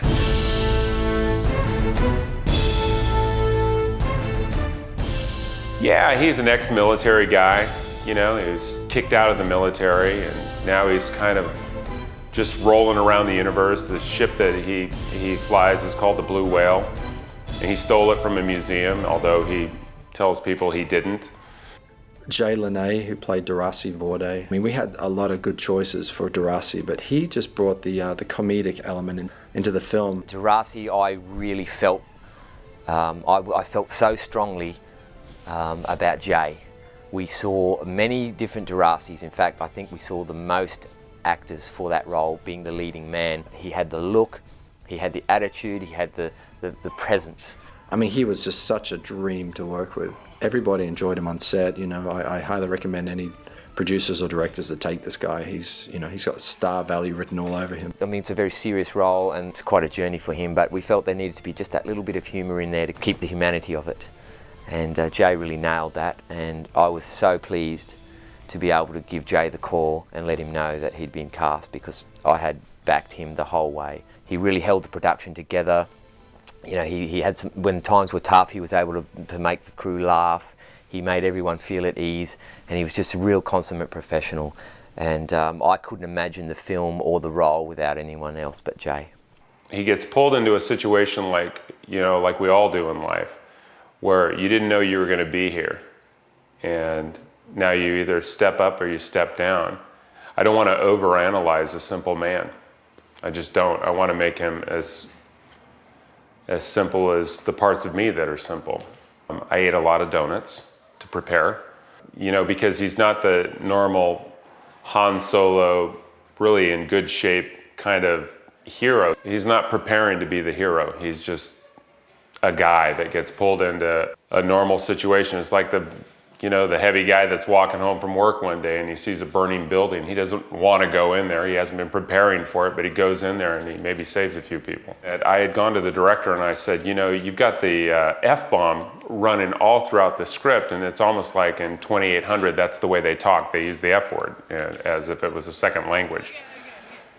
Why don't we show my bare ass? You know what that means? And he was like, okay. I said, I just think it's funny is that he's a guy that just kind of lets it all hang out, that he would walk in to the captain's deck and, you know, be in a sheet and maybe turn around and, you know, you would see his full ass. And he was like, oh, he's the kind of director that just goes with that. We have one more place? Huh? We have one more preview? Huh? Yeah, I just want to make sure you guys take me serious as captain here. I just had to confirm that rumor. You do have a tight ass. I do have a tight ass. That's a golf clap. You know what that is? That's 40 years of ice cream. The scene when I died at the end, you know, what I had racing through my head at that time was that, you know, I'll never fish again and I'll never see my kids again, and because I love to fish myself. That was a hard scene to get through without just full-blown crying, but DeRossi wouldn't do that. So it was hard for me to keep it in. And that's the texture of that script. Rochelle Balise, who played Contessa. Now, to be honest, I thought there'd be 1,000 choices for Contessa, but there was just one. She came in and she was perfect, and nobody else just had the right vibe for what I wanted. There were some good actors who came in, but Rochelle, I guess, she was it. She was the only choice I had. I mean, it was a no-brainer. How are you? Sorry, I just had to fucking come out. Whatever happens, happens, right? You know? But I feel great. Contessa was a very, very tricky role to cast because we needed someone of a certain, someone with certain acting chops. They needed to be able to play a robot who didn't know they were a robot. They needed to bring some humanity to the role. We saw a lot of actresses from ex-strippers way up to more mature actresses who had long careers. No one felt quite right. There was a few people that we thought they could have possibly pulled off the part. We brought them in to read with Jay. They didn't quite have the chemistry that we were looking for. It was Rochelle who walked in on, I think, the last day of casting. And again, I had a feeling just about her look that she could possibly be right for the part. And I do remember running down the corridor to Neil just before I brought her through and saying, Neil, I think you should really take notice of this next one. I think this could be her. Is this the most emotional you've ever been acting? You know. Hey, where's my papa? Papa! No, but yes. Yeah. It was great for me because I got to have a little taste of everything. I got to have an emotional journey, which was really fun for me to show a tough side. I really enjoyed that. The character I play is a clone, number 387 of a relatively unsuccessful clone series. Will, who played Sorgon, he wasn't even scheduled to come in for the casting. He just turned up, and a friend of a friend. No way, Captain.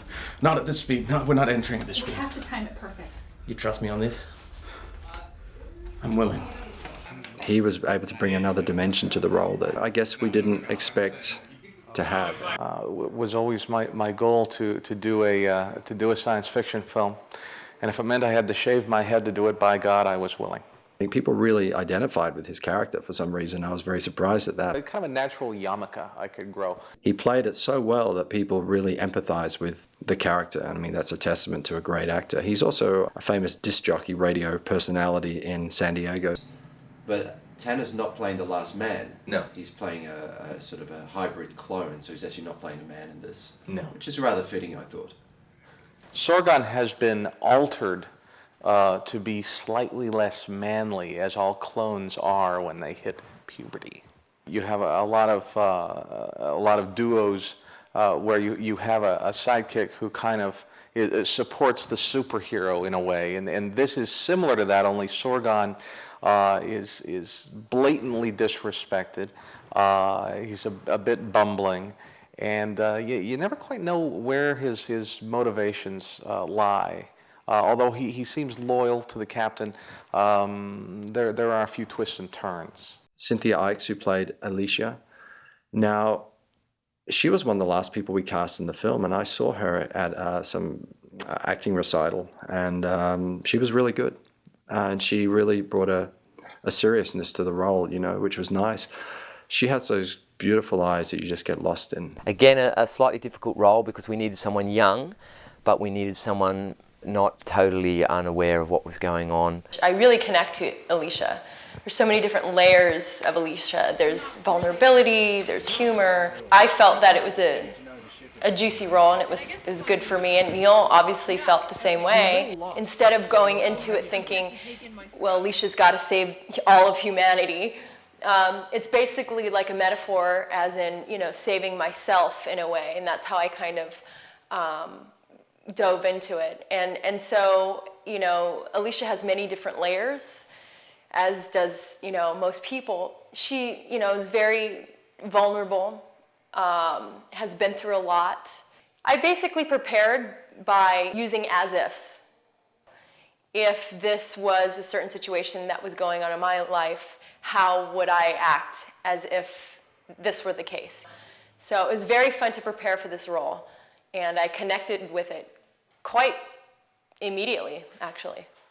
Kari, who played Gorlock, and you know, a true professional in every sense of the word. She was just so good to have on set. Well, I am Gorlock, and I am a construct. So basically what that means is that many centuries ago I was possibly a human being, is the rumor. But then we had DNA injected into us to make us higher evolved. So if you look at it that way, I am a higher evolved human being. I think, obviously, I'm a great person who is fighting for my people. I've done many things in the past that I regret, but I am also really on a mission to save the constructs. And I've saved billions and billions of lives. Sci-fi and creating a whole world, you can really go with your imagination. So it's not like any other type of acting job where it's basically a whole made-up world. So how do we justify when we're talking and we don't even necessarily know what we're talking about, when we're having a different language that doesn't exist? So it's been interesting to work on that and to make it make sense to myself. So just doing the normal acting research, but it's on, you know, in different galaxies. Hey. Stop! Stop it! 1, 2, 3, 4, I declare some more! We love each other. We love each other. West Hollywood. He looks like that and he's still doing You like that touch? Yes, I am. Good kiss? Okay, you want me like this? Yeah, no gay voices. Okay, no. The guy who played the Destroyer, he suffered a lot for the film. And out, get out, out. Action 2. James was a really nice guy, who had good makeup people, who wanted to experiment. That was the thing, everyone collaborated on the movie and everyone wanted to experiment and try something new and different. So I guess that was our feeling for the film, was to do something special. This is Peter. She's playing Shutak and the Blue Whale. Apologies for being late. Shutak, Peter has the most wonderful voice. She's also a professional voiceover person. Peter Johnson was another one. She was the voice of the Blue Whale and also acted in the film as Shutak. And, you know, I thought that was kind of a cool thing to have her on board. And then, for those people who don't know that, she actually has an Australian accent, and she was able to disguise her accent for the movie, and that was very cool in my books. The acting technique that I use has a lot of imagination work, so I obviously went back, watched the previous movie. I guess there's a couple of previous movies, but the one that was most recently in this universe called Battle Space, which involves the race of the constructs, which is what I am. And so I got a better idea of where they come from, what their motives used to be. This is obviously, I think, 500 years after Battle Space, but the constructs still exist and they still have a lot of the same problems. So that was a place to start. And then, of course, I had to imagine my own existence prior to this point, how I've come to know the Nephilim, probably through diplomatic negotiations and such things, and how we've decided to turn on the humans, basically, and wipe them out. So trying to get this imagined back history in my mind is sort of where it began. I guess the most striking thing for me walking into the interview was just seeing Neil there in his full rock star glory. And I was thinking, this is pretty much the coolest guy I've ever seen in a casting situation. Most casting directors are not exactly fashionable, so it was kind of a shock, but it was a pleasant surprise when I walked into. He's actually a really good director. There's a couple of days that there were scenes that I felt like I understood, and just a little tidbit of information that he gave to me, I felt like I grew. Because you're supposed to enjoy the process when you're doing this, and this has been the most fun that I've had out of, since I've been back, like 26 films. He is a dream director. He really understands the actor. He knows how to communicate to the actor. He knows exactly the perfect balance of what to say and how to let the actor still have, some sort of creative control. True story, best crew I've ever worked with, best director I've ever worked with. In fact, I'm going to kiss everybody on the mouth when I leave this project. I really did traverse galaxies, really, because working with him, you don't need a spaceship. I've been on many, many, many sets, and Neil really knows how to just run it. Everybody here is so happy to be here, and he's just a joy to work with. Neil is great to work with because he's so enthusiastic about what he's doing. It's obvious that he's having a great time, and he just encourages you to have a great time. It's the best experience, and I hope we get to work together again. It's been fantastic. And the great thing about working with Neil is he knows when to direct and when to pull back and let things just create. And the good thing is he's letting me like improv a little bit here and there. In fact, he encourages it. Very, very talented, and seems to know exactly what he wants and has a clear vision of what it is that he wants. And I'm really, I feel fortunate to be working with him. Neil is amazing to work with for a few reasons. I worked with a lot of directors, and the thing about Neil is he gets both aspects of, a lot of directors are very technical, but maybe not so savvy when it comes to the acting craft itself. Some directors come from an acting background, and they don't always know what they want as far as getting a shot. And Neil knows it all. He's extremely multi-talented himself, and he's very generous to the actors as well, in that he understands what it is to try and find those moments on camera. And he guides, he gets what he wants, without pulling you out of the moment. And he's very, very good at that. I think he has a huge. I mean, I know he's done a lot of directing, but he's only begun to do what he's capable of. He's actually amazing on set. Okay, I'm going to tell you just a few simple things. It was fun and it was free. Neil didn't bog you down with directing you or over-directing you. He gave you such a freedom to allow you to explore whatever it is you wanted to explore. And then together, we all shaped it. And it was really quite phenomenal how that happened. So it was like magic. There was the whole shooting day where he wore no pants, which was odd. He didn't look bad in a little skirt. But, listen, he's a creative guy and he wants to do things his way. That's all right. This film was made with the belief that good filmmaking is made from the heart, and I hope people can see the difference between a film like this and some of the other low-budget science fiction films that are just done for money. This wasn't done for money. This was done because we wanted to make something that was special. I guess I wanted to make the type of film that I want to see, and that often is not made. Science fiction is very much an evolving subject, and I like to see things in outer space. I like to see people relating to each other and having adventures, and I like to see where humanity is going. So we took a lot of risks and tried to do something a little different. If you watch this film a second time, will it teach you something? People get a lot out of the movie when they watch it a second and third time. That's what I like about this movie. It's more. There's more layers to this film than what it appears to be. It's not a shoot 'em up type movie. It's not a cop in space who's trying to hunt the killer on the spaceship.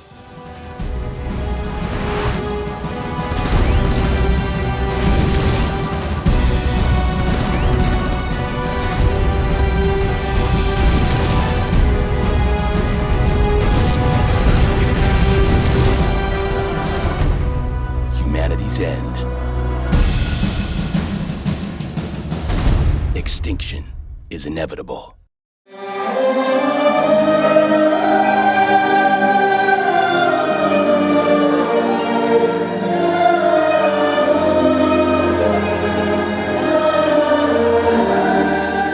cool thing was one of my favorite people in the world, Uta Ehrenberg. She basically brought in her ex-husband, Nettie John Cross. For those who don't know who Nettie John Cross is, he's one of the big rock stars from Europe. Nettie's talent comes from when he was young. I think it was instilled into him as a 6-year-old boy. His parents, I think, were forcing him to make music.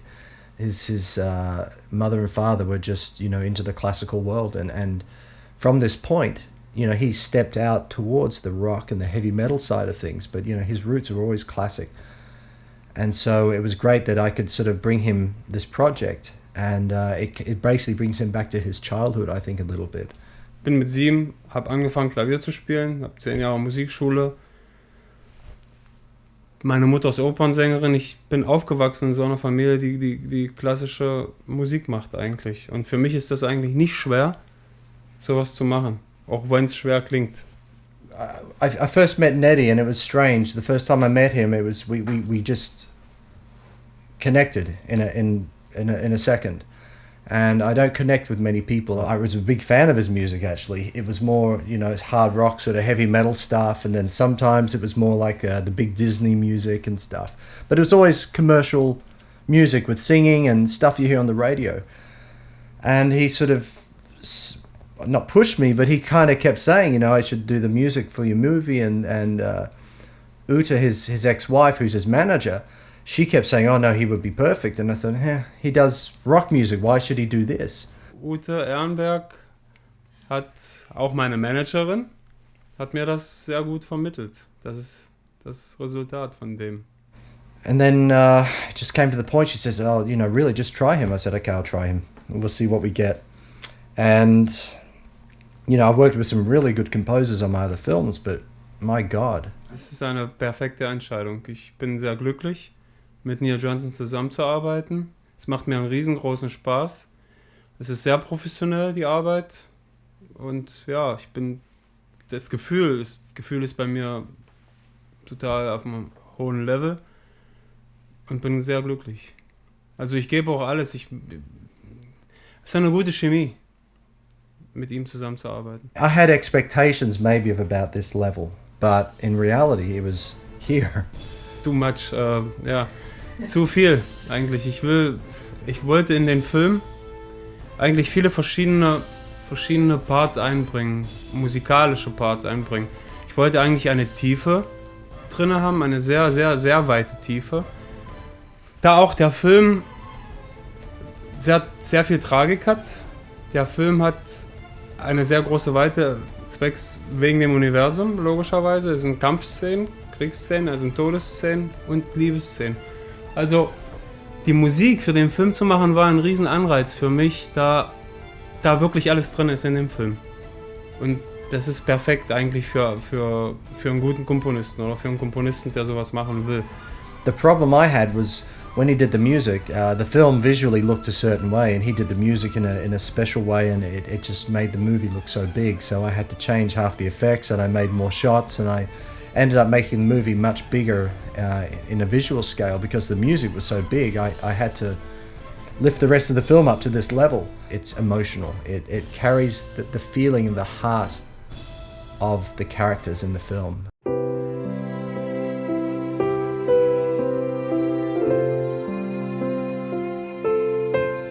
Das ist sehr schwer. Ich habe für jeden Song eigentlich verschiedene Emotionen. Rochelle's Song hat mich eigentlich die Schauspielerin total begeistert, um ehrlich zu sein. Ich wollte ihr unbedingt einen starken Song geben, weil sie sehr, sehr stark spielt. Und ja, ich habe mir das Bild angeguckt und habe einfach drauf losgespielt. Einfach mit Klavier, so habe ich den Song angefangen und ja, das ist dabei rausgekommen. Einfach nur ein Gefühl.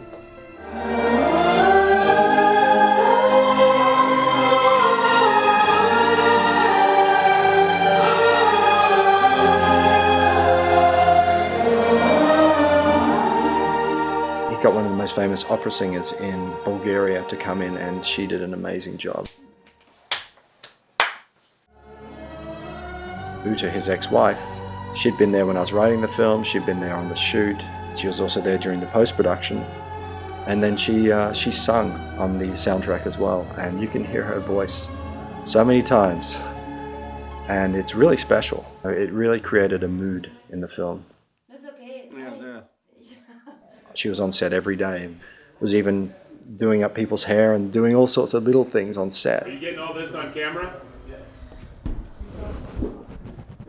You like it, huh? I like it. I know. You're all of a sudden my favorite hairstylist. And then in post-production was invaluable with the feedback and even, as I said, with the music, helping compose the music and get the music produced. Ich möchte noch einige Worte sagen zu Utes Stimme, die ich super, super gerne einsetze. Also ich glaube, das ist die schönste, sanfteste Stimme, die es auf der Welt gibt. Für bestimmte, sehr sanfte, schöne Stellen gibt es nur eine Stimme, das ist Utes Stimme. Ich habe Mira, die Opernstimme, für Chöre, für die Bombast-Sachen eingesetzt, aber Utes Stimme ist wie ein kleiner Engel. Der fliegt und fliegt und fliegt und deine Fantasie anspornt, um zu überlegen und wie ein Vogel zu fliegen. Ja, also die Chöre sind verrückt, die Chöre sind riesig. Neil ist zu mir gekommen und hat mir von Hellraiser die Musik gegeben und sagt, so möchte ich das. Und wo ich das erste Mal den Hellraiser oder Hellbound, den Song gehört habe, habe ich mich an den Kopf gefasst. Da habe ich gesagt, wow, fuck. Ist sehr, sehr groß. Ja, dann haben wir die Chöre versucht, wir haben die Strings aufgenommen, alles und also die Chöre sind zu zweit gesungen. Klingen riesig fett. Mira und ich. Ich habe 20 Mal eingesungen, Mira hat 20 Mal eingesungen. Das ist sehr viel Arbeit. There's a real big advantage to working in Bulgaria. I mean, Neddy is German, but he's based in Bulgaria at the moment, and his studio is here. And it's great, he can just call up someone and say, I need a violinist, I need an opera singer, and they're here within a couple of hours. And these are world-class musicians. I mean, I've worked with orchestras and choirs in Germany, and they're pretty good, but here, they're really good, and they're fast, and they're precise, and there's no bullshit. They just go straight to the point, they just play, and that's it, and it's so emotional. and it's not like it comes out of a machine or anything. These people, when they play and they perform, it's from the heart. I think one of my other favorite bits is when we have Uta's voice in there many times. For some reason, she's got this voice that just breaks through the music, and you can always hear her in the voice, and she has this low to middle harmony that just comes through. You've got the high opera voice, but then she comes in and it just gives us this texture. Aber in Bulgarien sind, oder besser gesagt in meiner Stadt, wo ich das Tonstudio habe, ist ein gutes Symphonieorchester und ich habe die Musiker schnell zur Hand. Also ich brauche wirklich, wenn ich abends sitze und den Song einspiele auf dem Keyboard, brauche ich den nächsten Tag die Leute, die kommen und das sofort einspielen. Ich habe keine Zeit zu warten. Und deshalb habe ich hier auch das Studio gemacht. Ich habe die Leute schnell zur Hand. Es geht von einem Tag zum nächsten.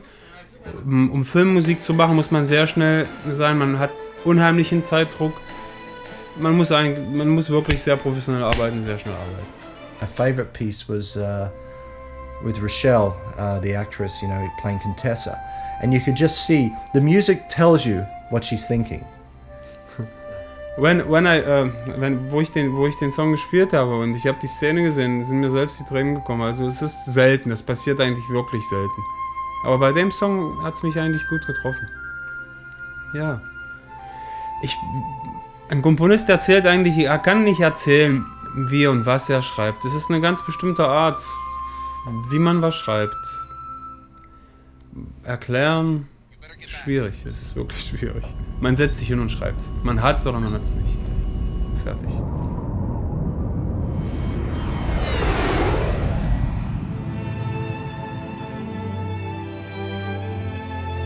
Ja, ich wollte unbedingt was sehr Besonderes machen.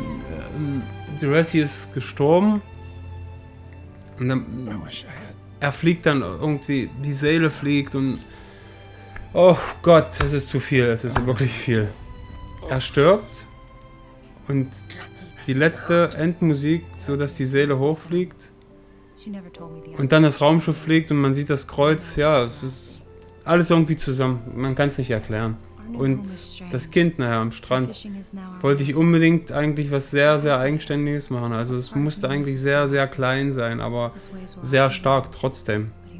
Mit der Stimme ist mir das eigentlich sehr gut gelungen, mit dem Klavier davor. The composers I've worked with in the past were really, really good.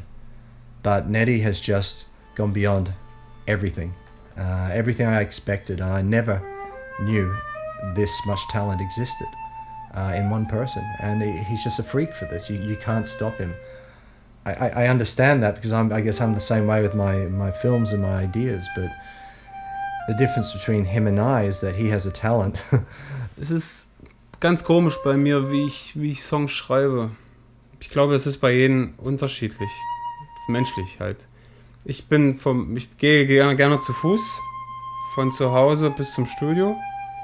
Und in den 10, 15 Minuten, wo ich zu Fuß von zu Hause zum Studio gegangen bin, ist mir das Lied eingefallen. Ich habe mir das gesungen.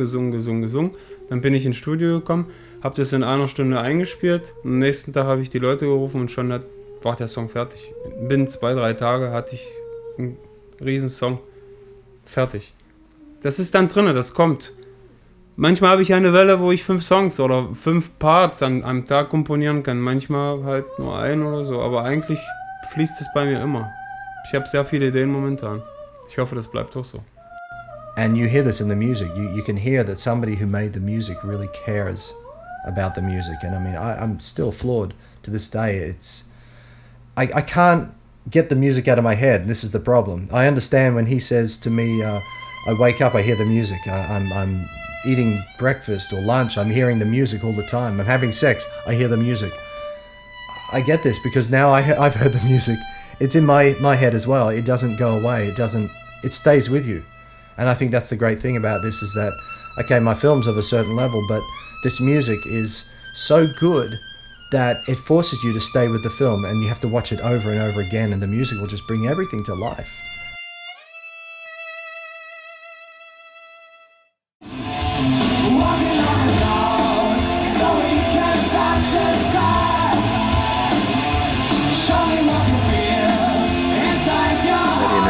They used to perform together, did a few albums, and they donated one of the songs for the end of the film, which was really nice. You can see Nettie singing, and you can even see Uta doing some of the harmonies, which is really special for me because it's two people who are really important in my life and were able to really contribute, I guess, to the movie. So.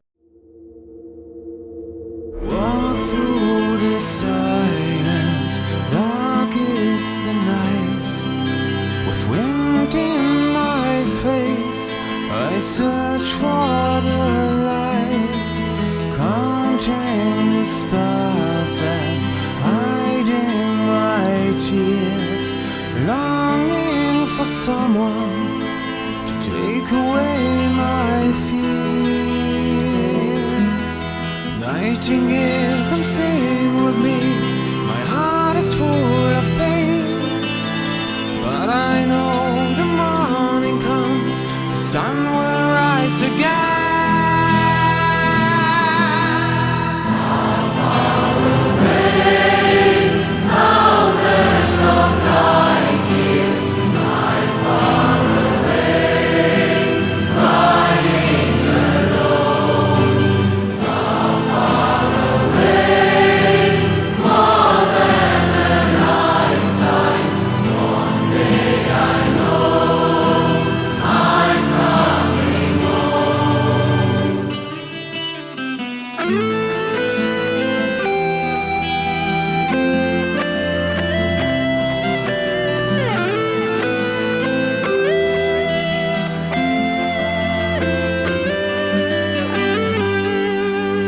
Painful and empty, I'm too blind to see. Where will I go? What's my destiny? Vision of dreams, I hope they'll come true. Can't find the answer, I'm feeling blue. Nightingale, come sing with me. My heart is full of pain, but I know the morning comes, the sun will rise again. Far, far away, thousands of light years, I'm far away, crying alone. Far, far away, more than a lifetime. One day I know I'm coming home. Far, far away, thousands of light years. Far, far away, crying alone. Far, far away, more than a lifetime. One day I know I'm coming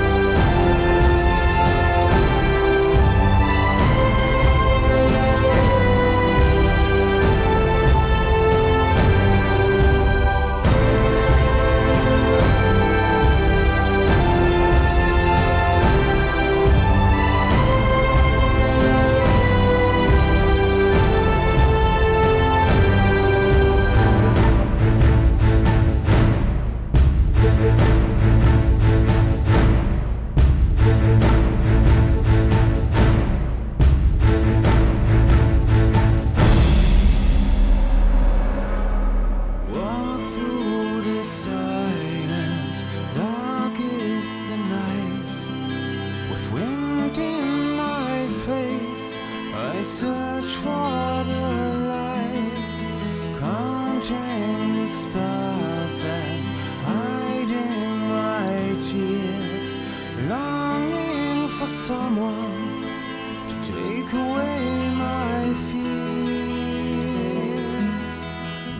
Nightingale, come sing